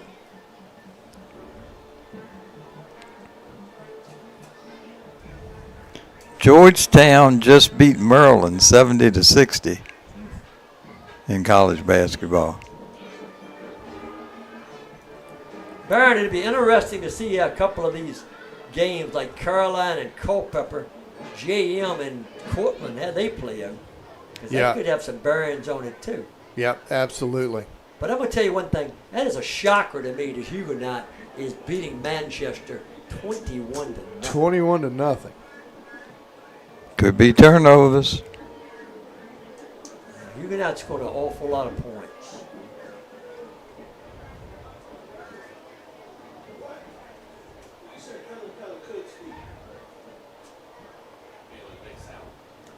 All right, we'll try to update you on these scores before we go off the air and maybe have a little bit better idea. We think Louisa's going to be number 2, but that might possibly change. One scenario that Coach Patrick gave me this week was we might not know the Saturday afternoon. Right. The reason? Huguenot's first game was against St. Christopher. And they don't play till And they don't tomorrow. play till Saturday against Benedictine. Mm-hmm. Yep. Right. Yep. And Huguenot's only loss was that game, too, to St. Chris. I think that was the only loss. Local, kind of local. Buckingham 49, Cumberland nothing at the half. That's not a surprise. Buckingham is good and Cumberland not very good. Buckingham's lost one game. And they lost that to Lunenburg. The Salem Spartans are trying to come back. They're coming back. 31-28 at the half over Christiansburg. That's a shootout. The Monticello band is still performing here at halftime. And we get ready for the second half. We got about 5 minutes, so we'll probably be ready for the second half kickoff. And I'm sure we'll see wholesale substitutions for Louisa. Here's Western and Orange, 10-0 Western at the half. Yep. Goochland beating Charlottesville 20-6. Charlottesville's won 3 games. That's a surprise. Yeah, Verano total. Verano was winning 49-0, I think. What did you have on spot seed, Byron? Let me see if I could. I want to say they were winning like 7-0. Yep. They got 13-0 now in the third quarter. Yeah, I do not see a Mills Godwin score. And Cortland James Monroe, tight game. What is that? 21-14 at the half, Cortland. Caroline losing to Culpeper. It was 14-0. Is that still? Still 14-0. Right. And Louisa could possibly end up playing Caroline too if they lose that ball game. Yeah. Yep. Yeah. So Going into the night, Dinwiddie was at 31.8. Louisa was 30.6. Marana was 30.0. But Marana was playing a Patrick Henry team that hadn't won but 3 games. Right. Yeah. Huguenot can't. I don't think they can come that far. They're 28.7. I don't think they can move far enough to get ahead of Marana or Louisa. Cortland's 28.5. Caroline is 26.8. Hanover is 26.0. Spotsylvania is 25.6. The question is, if Caroline loses, Spotsylvania wins, could they pass them? Yeah. Because the thing with Huguenot is you figure, okay, you are playing a Division VI school that has not lost a game. Right. There's nobody they could play that would give them more points No. than if they win that game. Right. Yep. So, Right. Right.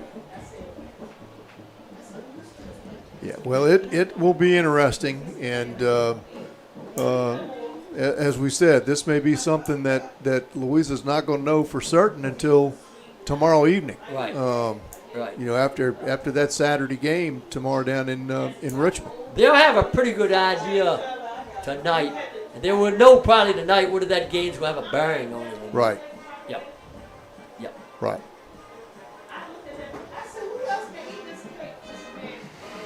All right.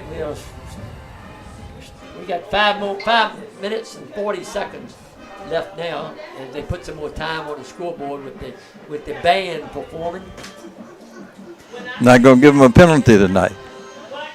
Now, Louisa band got delay of the game. Delay a game. That's right. We have to see if that happens in the Monticello band tonight.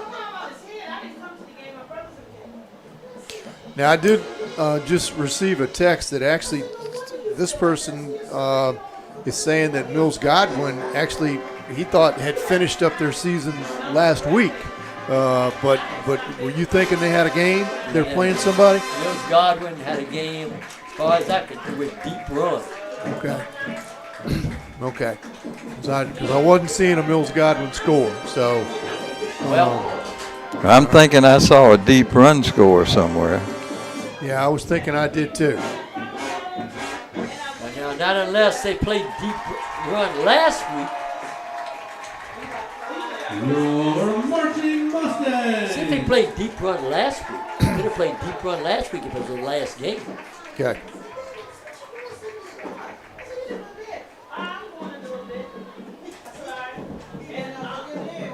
All right. Marching Mustangs are under the command of drum major Kendra Smith and Evan Woodman. Additional student leaders include Will Adams, Porter Clark, Yeah. Hall, Kayla Henderson, Ryan Gibson, Noah Default, If it's not, it should be on here, even if it's not a score. Deep run, Mills Godwin should be on here, even if it's not a score.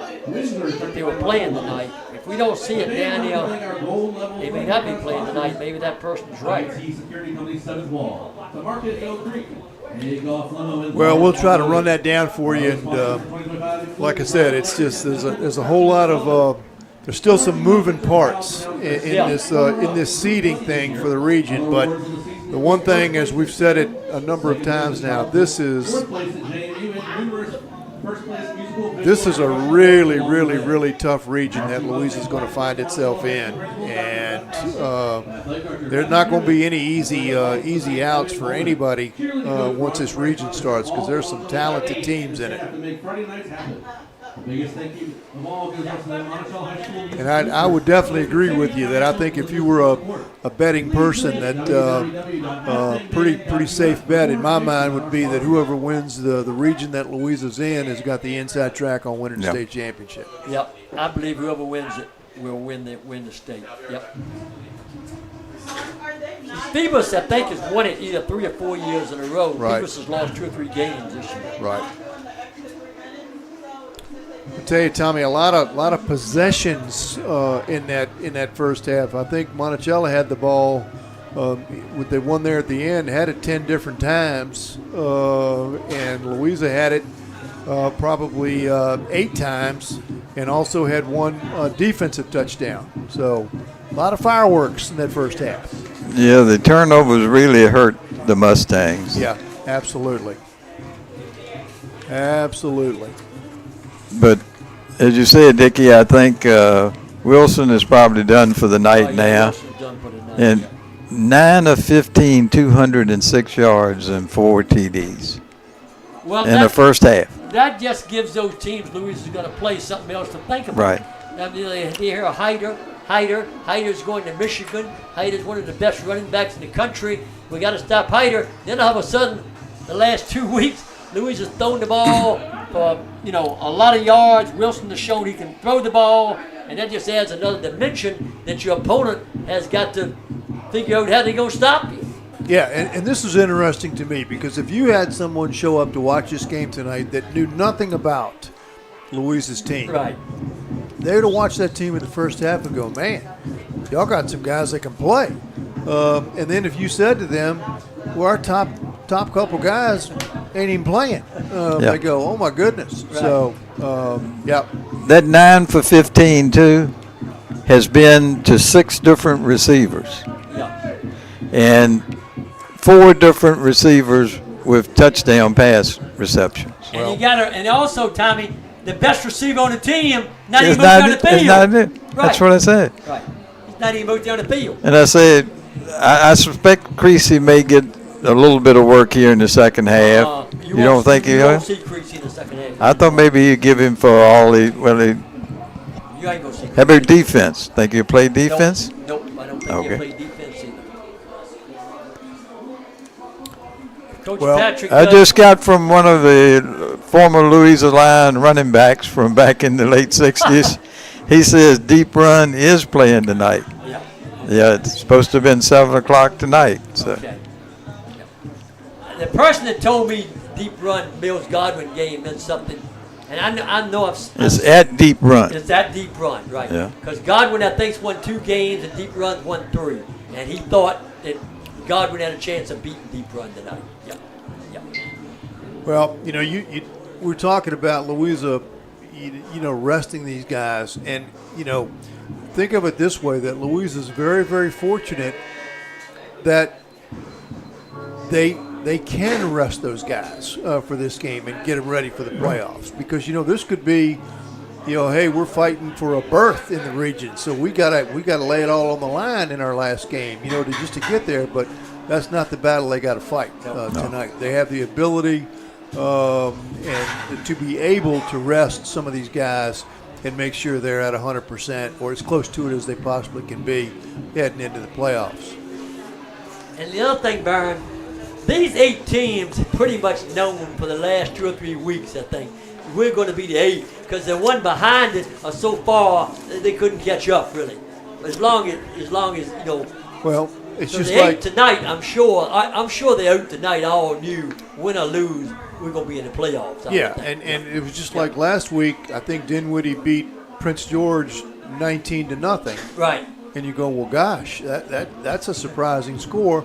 And I would feel certain that Dinwiddie rested a lot of their players. Yeah. I think the quarterback that they've got said only played into the second quarter a little, and then they took him out. Right. And they've got off this week Yeah. No. too, so they could, anything is wrong with them, they should be healed probably, unless it's a season-ending injury. As I said, we'll give some shout-outs here to the Louisa coaching staff, of course, Coach Will Patrick, assistant coaches Casey Brown, George Earl Jr., Josh Gusto, Dylan Hollins, John Canoza, Chris Robinson, Mark Alberts, Ryan Bullock, Lawrence Clemens, Wes Clemens, Micah Moria, Randy Jackson, Stephon Vessels, Owen Shiflett, Jason Brooks, and Jack Roden. And I tell you, just the whole program, because the JV team is qualified for the championship game, right, against Fluvanna. Yeah. I understand that's going to be Monday night, I think. And the middle school, I understand, and they'll play. So that's these guys. A lot of them cross over in coaching those teams too, and then come help the varsity late in the week. Yeah, I don't think the middle school had a close game. Or it might, when the JV is won every game in the Jefferson. They lost some games before they got into the Jefferson. Do we know where the JV game on Monday night will be played at? Is it The JV game, as I understand it, is be played at Louisa at 6:30, I think. 6:30 on Monday night? Right. Okay. All right. And I think they played Fluvanna. That was my understanding, what I heard, it'd be Fluvanna.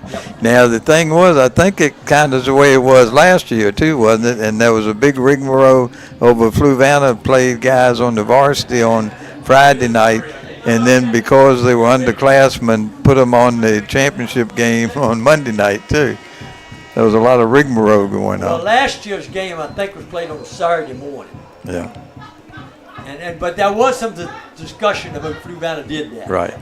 Last year's game, I think, was at Fluvanna. The year before that, I believe, was at Louisa. Fluvanna has won the JV championship the last 2 years. All right, the teams are back out on the field, and they've gone through some warm-ups, so we should be ready here with just a very short order to get the second half underway. And it was a long halftime. It was a little bit of a long halftime, it sure was. But Louisa will be up 52-7, so it will be a continuously running clock in the second half. All right.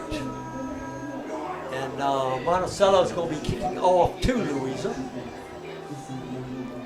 And let's see who the Lions are going to have deep back there. Aiden Hepler is deep for Louisa. What's your favorite team going to be tomorrow, Dickie, in college playing? The one that you're not going to change the channel on? Well, I'll try to pick some of the games that I think I'd like to see a team get beat, but I don't think there's much chance of it getting beat. So I'll try to pick. I'll be watching some of the Virginia game. I'll probably watch some of the Clemson game because I'm a Dabo Sweeney fan, even though Clemson is struggling. Onside kick starts the second half. Did Monticello get it? I think he did. The Louisa player touched it, Yep. and if it didn't go out of bounds, they had a Monticello shot to got it. recover it. Monticello recovered the onside kick to start the second half. And they'll have it. Covered by your Mustangs. Ball is spotted at the Monticello 47-yard line. That's where On their own. First and 10. Monticello have it on their own 47. 47-yard line. The second half is starting a little different than we thought it was. And the clock is running.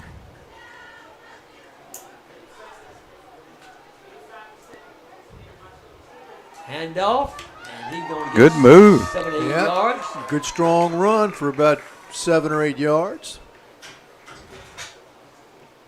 And on that stop for Louisa was Julian Morales. Morales That was 26 carrying the ball, too. and Jaden Henderson. Second down and Desmond Childress. That's who I got, Tommy. 2nd and 3. Second and 3. Sorry, bud. Jackson, the quarterback. Hands the Gives ball it off to the fullback. to and he Childress goes again. for a first down. Childress has carried twice now, and he's got 11 yards total out of it. Gavin Dean gets up off the bottom of the pile for Louisa. Childress on the carry. Tackle First and at 10. 42-yard line. That result a first down for your Mustangs. All right, line of scrimmage is at Louisa's 42-yard line.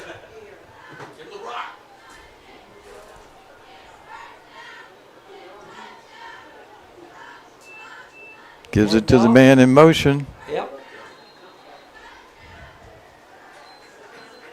That was Pendleton. Middleton on the carry. Pendleton will pick up 2 yards. Yep. Jaden Henderson there will stop for Louisa. 2nd and 8 At across the 40-yard way. line, that'll bring up second down and 8 for Monticello. Mustangs down on the Louisa 40-yard line. We start the third quarter here on a 52-7 Louisa lead.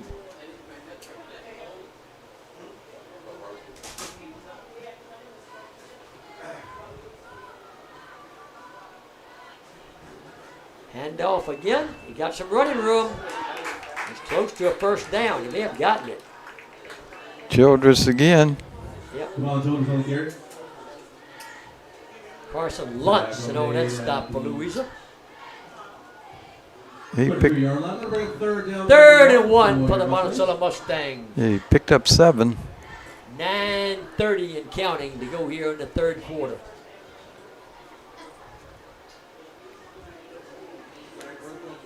Jackson looks to the sideline. Now you're playing their second, third string, if not the third. Gives the ball off again, right straight up the middle, and he didn't. He got, He's getting the ball right. lost. He's right at it. He got Forward He got it. motion. I Think he believe got he, it. believe he had enough forward motion to give him the first down. First down for your Mustangs. First and 10, Monticello from the Louisa 31. He's come in and shown some good running ability. 5'11", 326. Kid that just made that tackle. Yeah. 326. Man in motion, he gives the ball off to the man Pendleton. on the wing. This time Pendleton is down inside the Louisa 15-yard line. All right, made a good hard run that time. Yep. 15-yard line. That'll result in a first down for your Mustangs. Nathan Davenport in that for Louisa.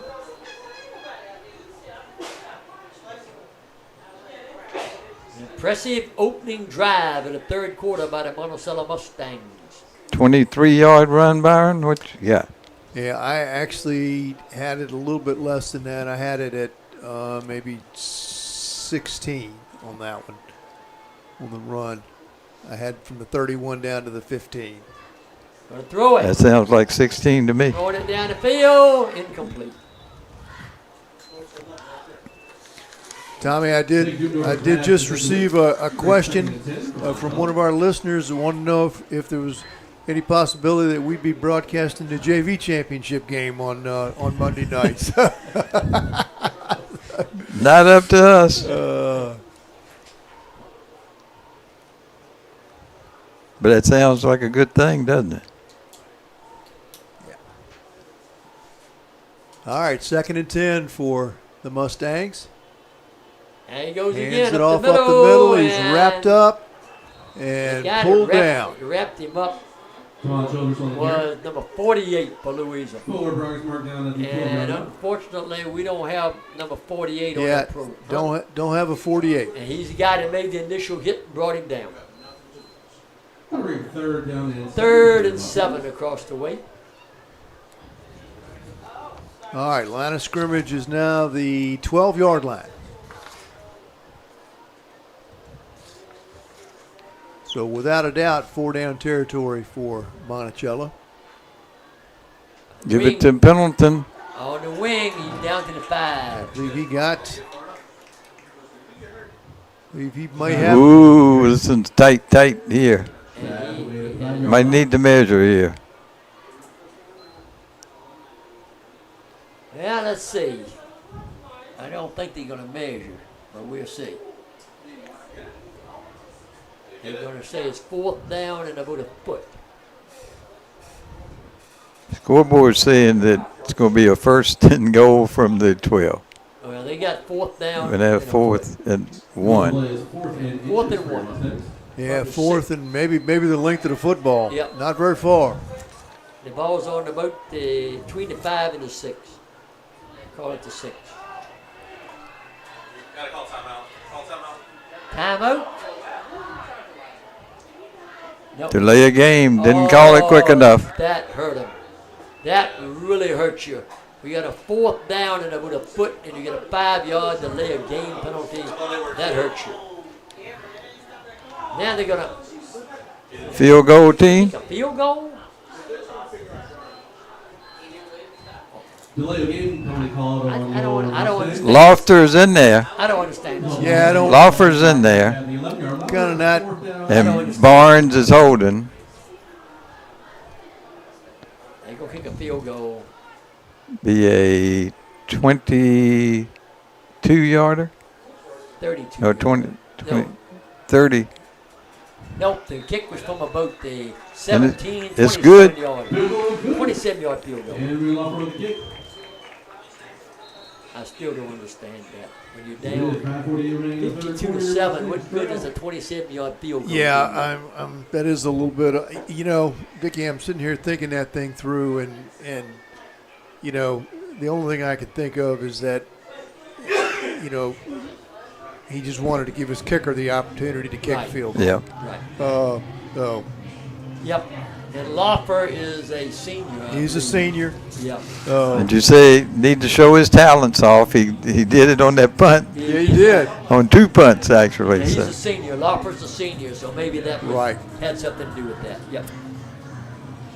Makes the score.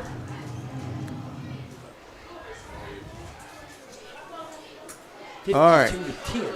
All right, so 52 to 7 at half, and Monticello came out, kicked off, and they executed an onside kick, which is the second one they've attempted tonight. The first one they touched before it went 10 yards, so Louisa got the ball. But that one, in the start the second half, the Louisa man did touch it clearly, and Monticello recovered it. And I would not be surprised for another onside kick. Wouldn't be surprised if we don't see another one. Exactly right. And if you think it through, why not? If you're Monticello.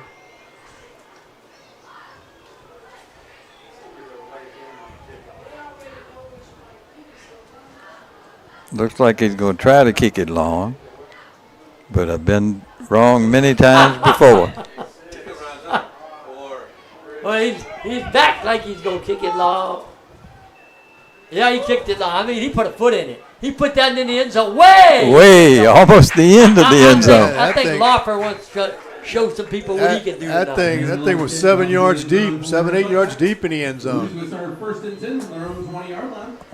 I would think Loffer definitely has a chance of playing some ball Yeah. at some college. That's Yeah. his second time he's done that tonight, too. Yep. All right. So Louisa's going to come out and start this drive at their own 20-yard line. Let's see who's in there for the Lions. I'm sure it's going to probably be. Well, the quarterback.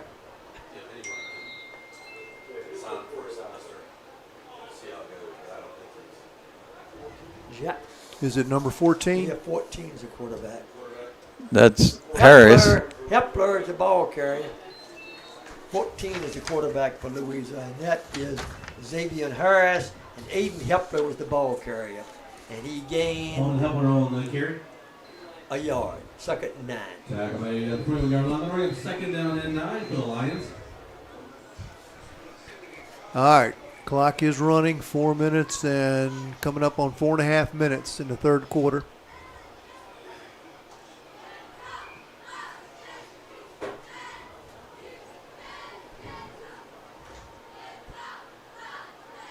Hepler in the backfield with Harris. Play clock is winding down. Harris is going to run it. Harris has got some running room. Harris is going to be across the 30 and all up to near the 40-yard line. A Louisa line. First down. A nice run by Xavier Harris. He showed some good speed. That was just a simple quarterback keeper run around the left end, and it looked like the Monticello defense had the angle on him, but he just turned on the speed and got to the corner. Nice gain. First and 10, Louisa, on their own 38-yard line. 27-yard run? 17. 17-yard Right, run. 17. Yeah, 17-yard run. 52 to 10. Louisa on top is the. We got a handoff to Hepler, and we got a penalty.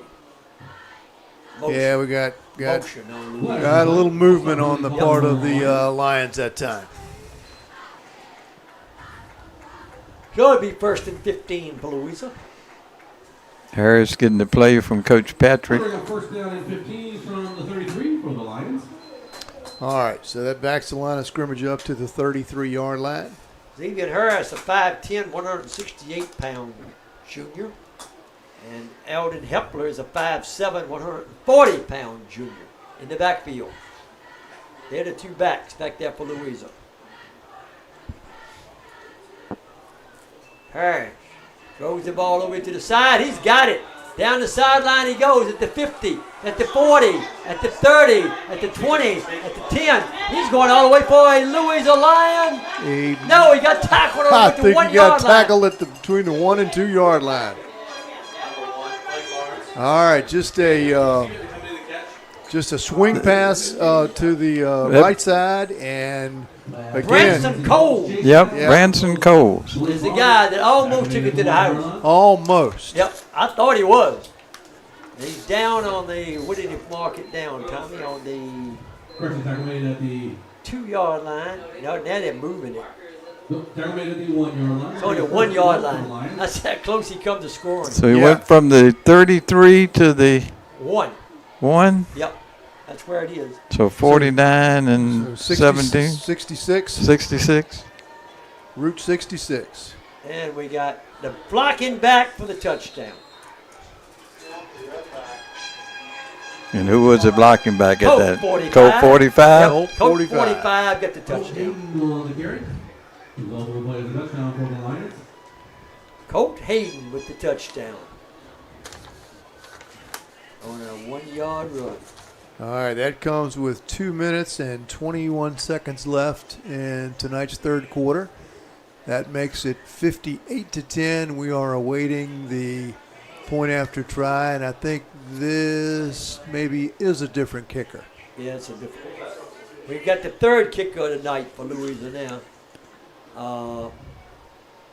This is Jonathan Jarvis. Jarvis is going to Yeah. test this one. Well, the second kicker, because Berry had kicked them all in the Yeah. first half. Jarvis is Ball's going on to the test this one. 8 yard line for the extra point.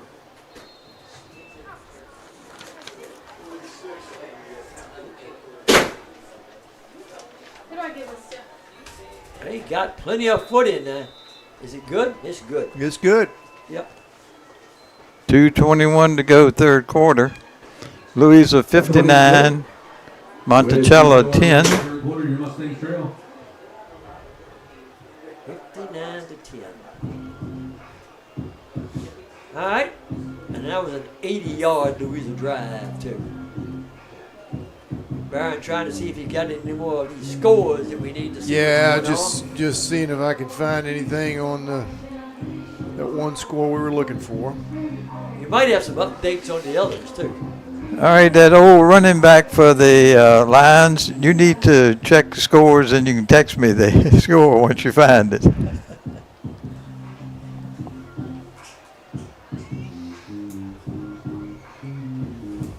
All right. 59 to 10, Louisa. As the Lions get ready to kick off. And let's see who's going to be kicking off for Louisa. It's going to be Jarvis, I believe. Yep. Jarvis will be kicking off for Louisa.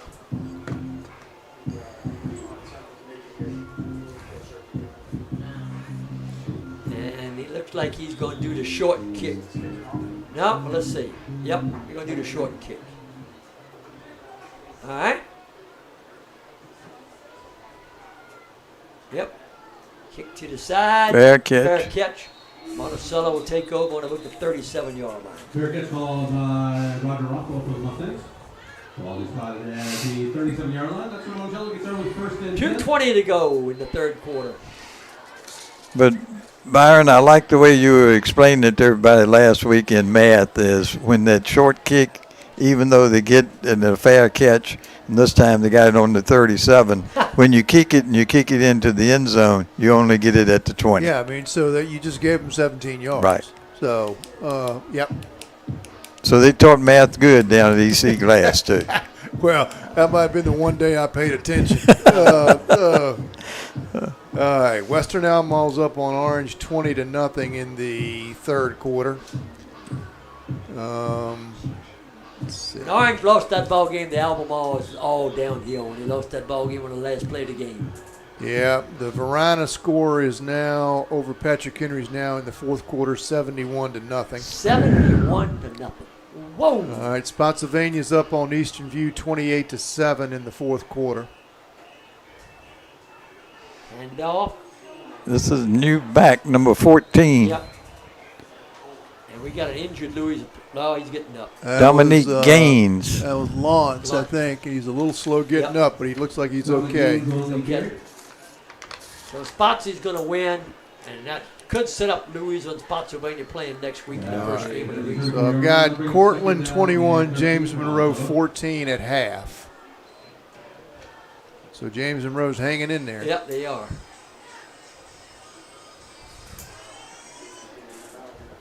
All right, second down, and 12. Handoff, and he's met by number 33 in the backfield for Louisa. He did a good job. Louisa got some penetration that time, and that was Michael Taylor. Clay Barnes on the carry. And we're looking at 3rd and 9 across the way. As the third quarter winds down here at Monticello High School. 3rd down and 9 for Monticello. 3rd and 9.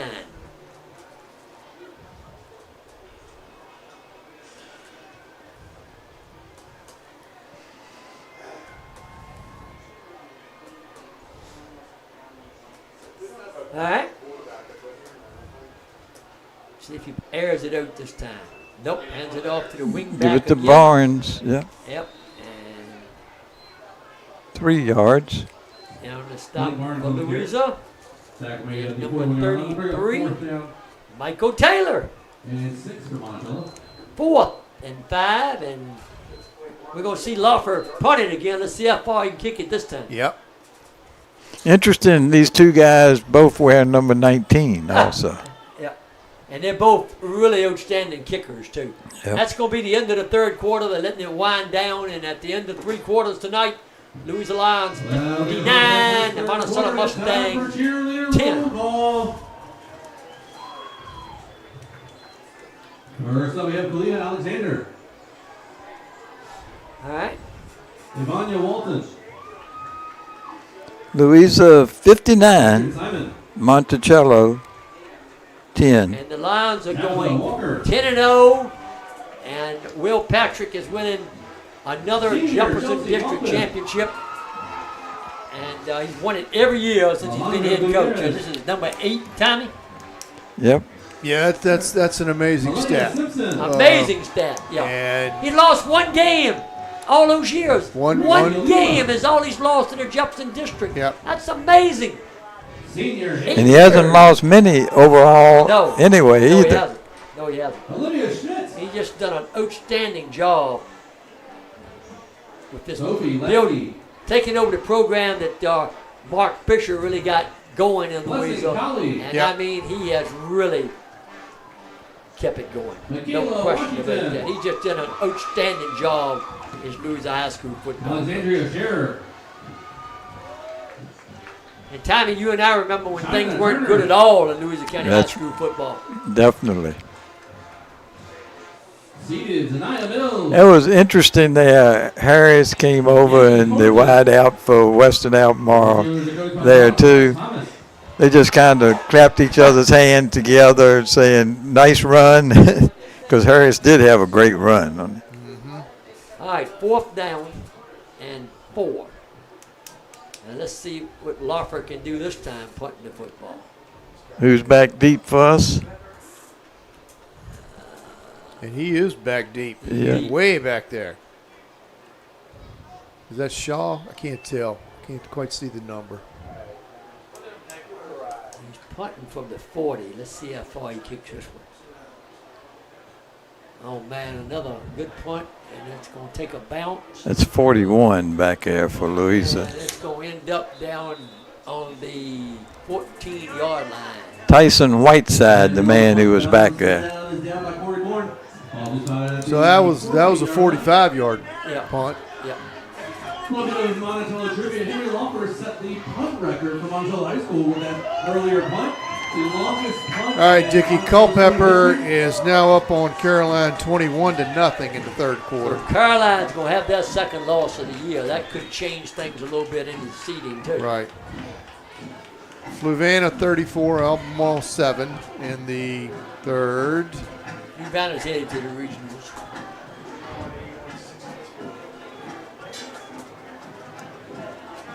In the fourth quarter, Highland Springs 17, Hanover 12. Ooh, that's a ball game. Yeah, Hanover could pull that thing off. Running the play clock down.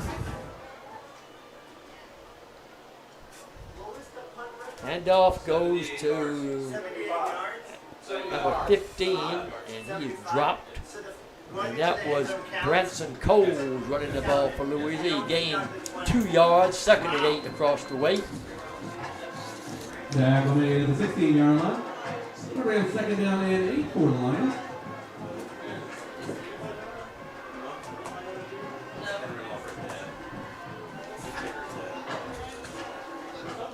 $59-10 is the score.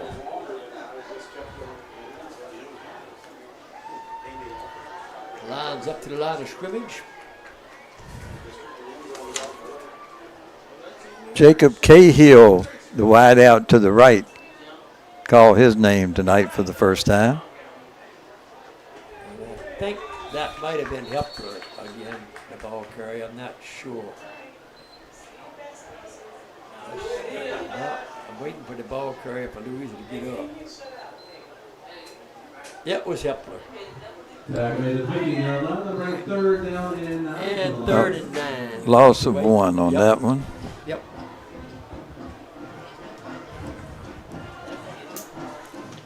Yeah, 3rd and 9 from the 15-yard line. 10 minutes left in tonight's ball game.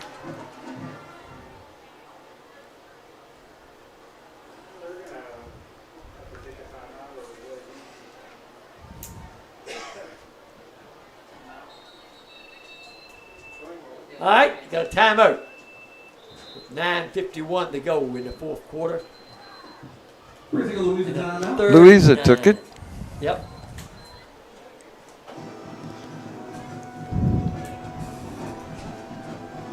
Night still looks beautiful outside.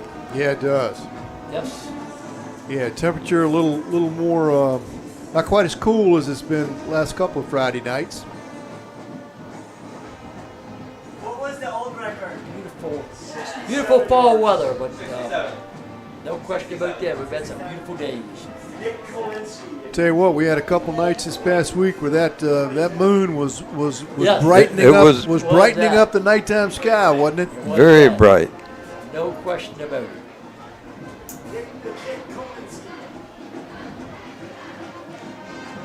All right, Lions are back out, getting ready to run the next play here. Again, this will be a 3rd and 9 from their own 15-yard line. Play clock is running now.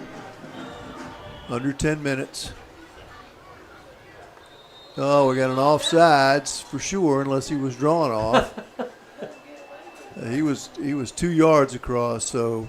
Yeah, Louis had a little movement in the backfield, and that movement drew Monticello offside. All right, so 3rd and 9 is going to Offside called on your Mustangs. become 3rd and 4. Line of scrimmage moves from the 15 to the 20. Yeah, sorry. It's my kid. Cole was in motion, but it's the Yes. blocking back. Yep, back, yep. And let's see who that is, Tommy. All right, and he 43, picked up. Holden Picari. Yeah, Yep. picked up enough for the first down. That's a good job for the blocking back. Somebody that hadn't done that much, because that's not the Right. easiest snap to catch. No, it's not. It is not. All right, so that moves the line of scrimmage out to about the 26-yard line, where it will be 1st and 10. He For Louisa. picked up 10 on it. Hepler is in the backfield with Harris. Harris is going to run it. And he's going to get Pick up about 5 yards, 6 maybe. Yep. I think Harris is quick. Yep. Yeah, he made a nice cut that time. Came off the, not really around the right end, but off the right tackle anyway, and then cut it back upfield a little bit. Good gain.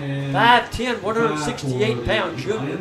And that line for Louisa, the starting offensive line, doesn't lose but one ball. Jameer Ragland's a senior, Everything else is either a 9th, 10th, or 11th grader. All be Yep. back next year. Jonathan Slager in on the offensive line right now, a senior.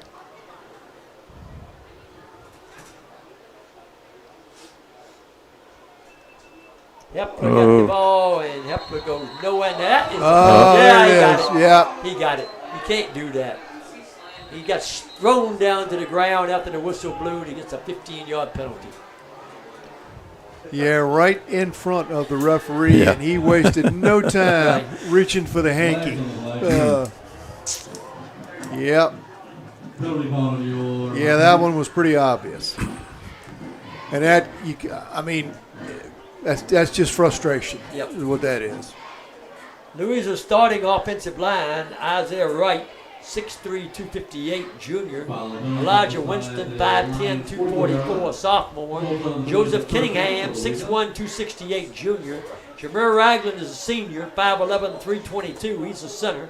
Jalen Jackson, 6 foot 245, junior. And Luke Hubler, 6'4", 272, freshman.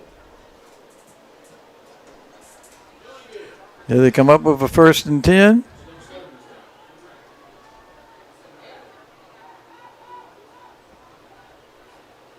Letting that play clock run down.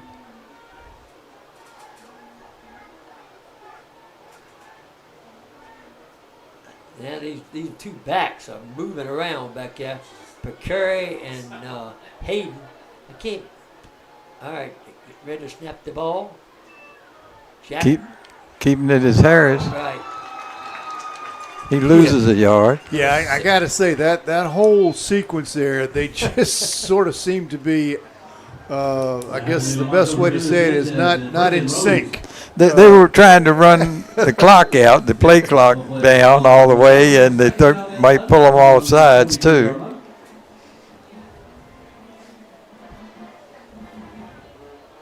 Let's see. Over the ball to center for Louisa. All right. Is number 58 now, I believe, is centering for Louisa. All That's right. Antonio Lewis. All right. Ball is at the 43-yard line. 2nd down and 11 for the Lions. There he goes. There goes Harris again.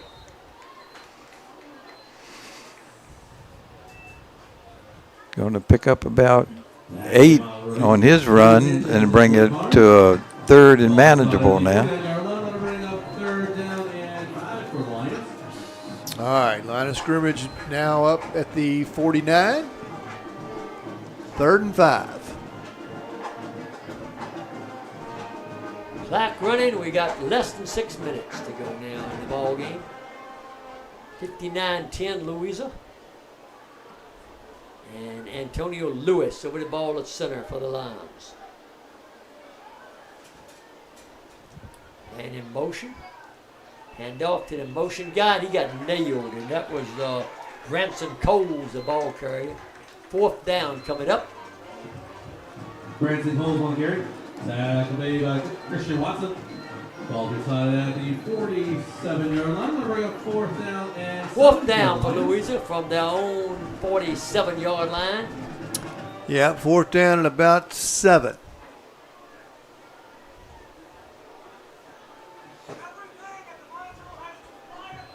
And Louisa's going to have to hurry if they get this play off. I don't think they're going to get it off. They're going to have to hurry. They got 5 seconds to get the play off. Nope. they Yeah, didn't get it Louisa had to use a We're timeout. taking a Louisa timeout. off. Yeah, long time in the huddle that time. Long time. Domino's, hot dogs, and burgers, all for sale. For 5:01 to go in the ball game. Concession stand. Still nothing on that score we're looking for. And Cut Ice are still the property selling. Make sure Yeah, you stop one of these vendors on Our your way halftime out. score tonight was 52-7 in favor of Louisa, and right now it is 59-10. And we are right at the 5-minute mark in the ball game tonight. And as we said, clock's been running continuously here in the second half because Louisa had the 35-point lead. And Byron, it's going to be such a drastic difference come next Friday night because the level of competition is just going to shoot up. Yeah, I don't think there'll be any continuously running clocks in the second half from this point on. And there could be some very, very competitive football games. I mean, I don't think Louisa played a team this year as good as the team they're going to play Friday night. Whoever it is. Whoever it is of those 8 teams. Yeah. Whoever it is. And you know, they played a Cortland team early in the season that you look at the final score and say, well, but you have to remember that game was a 7-0 game at halftime. Right. Throwing down. Incomplete. Showed some arm there, though. Get that. Hepler was the intended receiver, and Monticello's going to take As over. the complete center result, a turnover on down. The old Mustangs will start with first and 10 at the Louisa 47-yard line.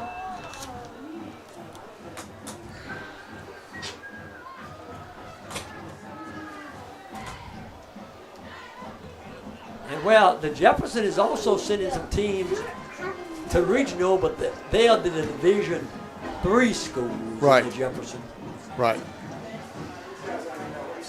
Albemarle is Division 5, and Orange and Louisa are Division 4 schools in the Jefferson. And I would tend to think the Cortland team that Louisa played early in the season has probably gotten a lot better too as the season. And that game was 7-0 at halftime. Yeah, that's right. 7-0 game at halftime. That's the best team Louisa played. Well, that was That's two guys in motion. Yep. But Trace Groom sat there and said, "You're not getting past me." All 325 pounds of He made the it. stop too. He made the stop. Yeah. He did that. Yeah, that time Monticello had guys coming in motion towards each other. Yeah, they were almost better to take the penalty. 4:30 to go. Left in the ball game. 59-10, Louisa over Monticello. And as Byron said, interesting stat when you're averaging 50-some points a game. Yeah. And you're not trying to build up scores either. No. I mean, there have been some games where the scores just, we talked about one earlier this year where a team beat somebody 91-0. Yeah.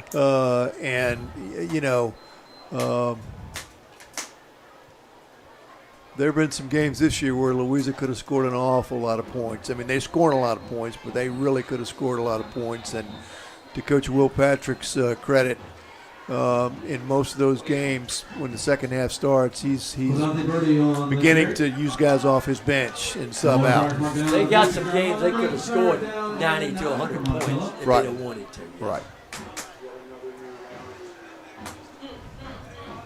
All right, under 4 minutes now.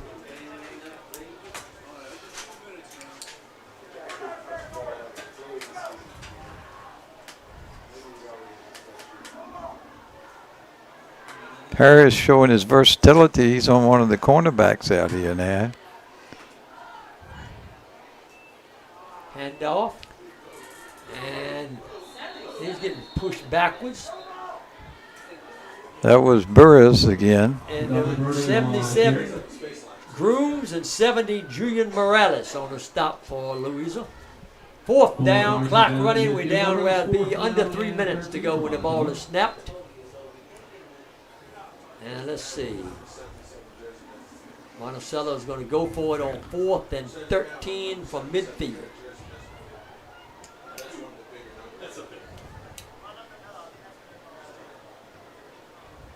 And if you're Monticello, there's absolutely no reason not to go for it. No. You might as well. And the Louisa fans are staying. They're not leaving. Yeah, a lot of people still over that time. That's right. Now we got a timeout, Monticello. They were down to 2 on their play clock. We're still looking for the deep run, Mills Godwin score. We haven't seen that anyway.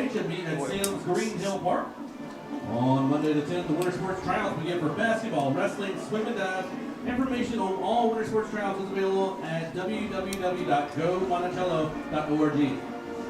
On Tuesday, November 11th, the Monticello Athletic Booster Club meeting will be held at 5:30 p.m. in the Forum. All parents of student athletes are invited to attend.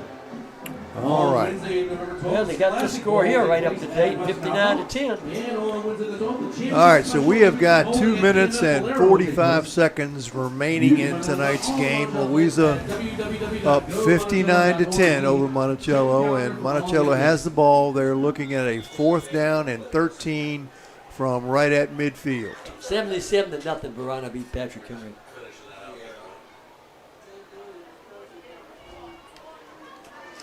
Good Tell you run what, that time. Yeah, good, kind of a little bit of a surprising call maybe, but maybe that was the thought process by the Monticello coaching staff, and he got 10 or 11 of the 13 he needed, but it's going to turn over on downs to Louisa. Louisa will start with 1st and 10 from their own 40-yard line. William Monroe winning 15-14. All right, Cortland 28, James Monroe 14 in the 4th quarter, so it looks like Cortland's going to prevail. With Monticello Athletics. Weston 27, Orange nothing. Spotsylvania 42, Easton View 14.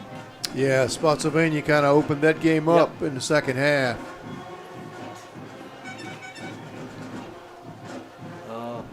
Vern Lunsford's done a good job in Spotsylvania this year, moving on from King George. I'm not so sure that Monticello doesn't have 12 people on the field. Well, and Louisa had 9 on the field, Tommy. Uh-huh. So Now Louisa's got to take a time. And no, they yeah, that was delay a game. 41-14, Fluvanna's beating Albemarle. So they have game penalty called on the Lions. Huguenot 27, Manchester nothing, 4th quarter. Attention all parents of senior athletes who are recognized tonight. We want to let you know that if you would like to collect your student. All right, I found it. Godwin and Deep Run are playing. We don't have a score, but there it is. They are playing tonight. okay. All right, old Louisa alumni, find us a score.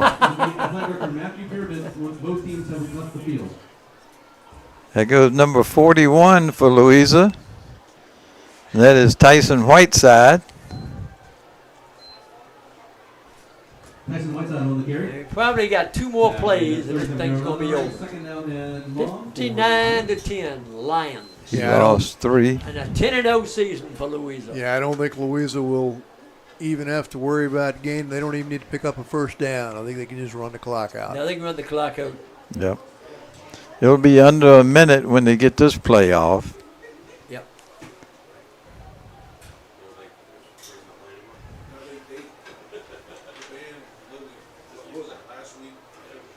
All right. He fumbled the ball. Fumbled. Let's see who got it. Monticello. Monticello says they've got it. Monticello's going to end up with the football tonight. 57 seconds to go, and then Mustang got the football. On the Louisa with the recovery. 35-yard line, I believe. We're under a minute, 57 seconds to be exact, in tonight's ball game. So This could be the last play of the ball game right here. Well, they haven't started the clock yet, so let's see whether this is going to be the last play or not. Change of possession. They doesn't start until They're they. still supposed to start once they spot the ball. Yeah, they did now. Hey, ladies, you got to wait. You're going to have to wait. And Fumble. then for the ball, Louisa picks it up. Davenport picked it up, and he's You have to tackled. wait till they're done. Nathan Davenport recovered the fumble for Louisa. And 39 seconds to go, and that should do it. Yeah. If they start the clock when they spot the ball, they don't have to run a play. That's it. Ball be spotted at the 44-yard line. So Louisa will take Well, over 1st and 10. Waiting for the referee to start the clock, which he has not done. And I guess Louisa's going to run one. Well, then the play clock is 25 seconds. no, they'll kneel it one time. Right. Yeah, and then kneel, and that'll be it. Yep. One kneel will do it. Started the clocks up. That's the kneel, and that's the football game. That's Final the score tonight ball from game. Monticello High School. Louisa 59, Monticello 10. And the Lions head to the playoffs next week. And we think they will be playing Spotsylvania or Hanover more than likely. But that could all change. We think Louisa will be the number 2 seed.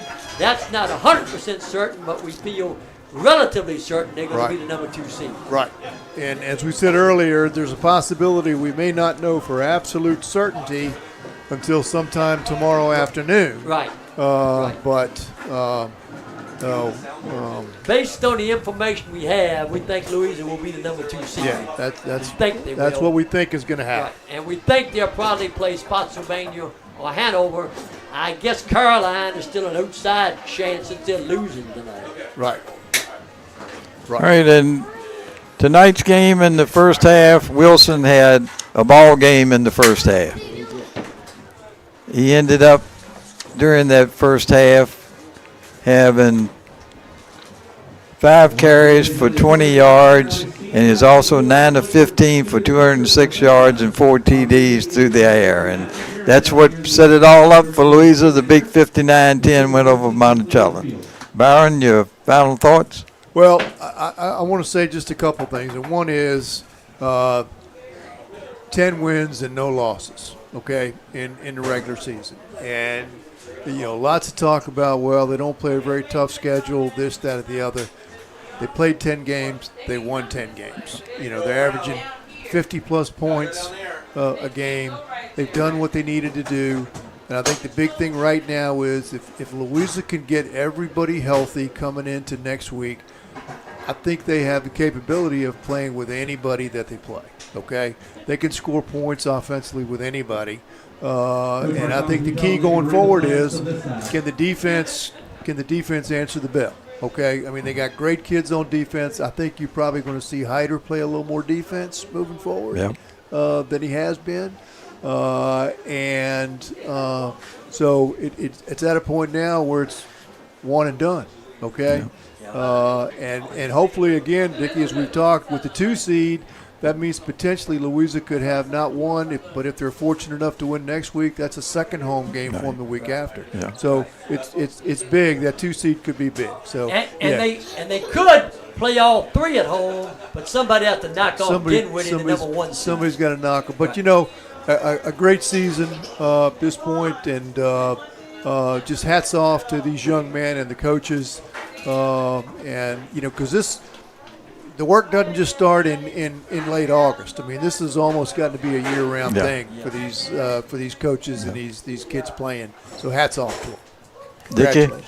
And Louisa has a coach and his assistants who put in the time it takes to do what they've done since Will Patrick has become head coach at Louisa County High School, and what Mark Fisher started many years ago.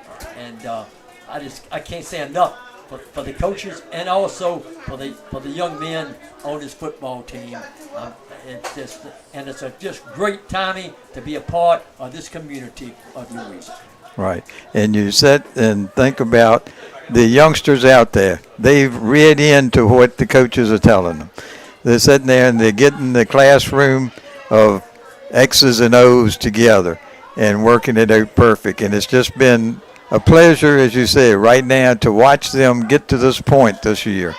And I think the crowd that follows them gives them that same allocates everywhere they go to. And it's just going to be something. Next week, it's a big time.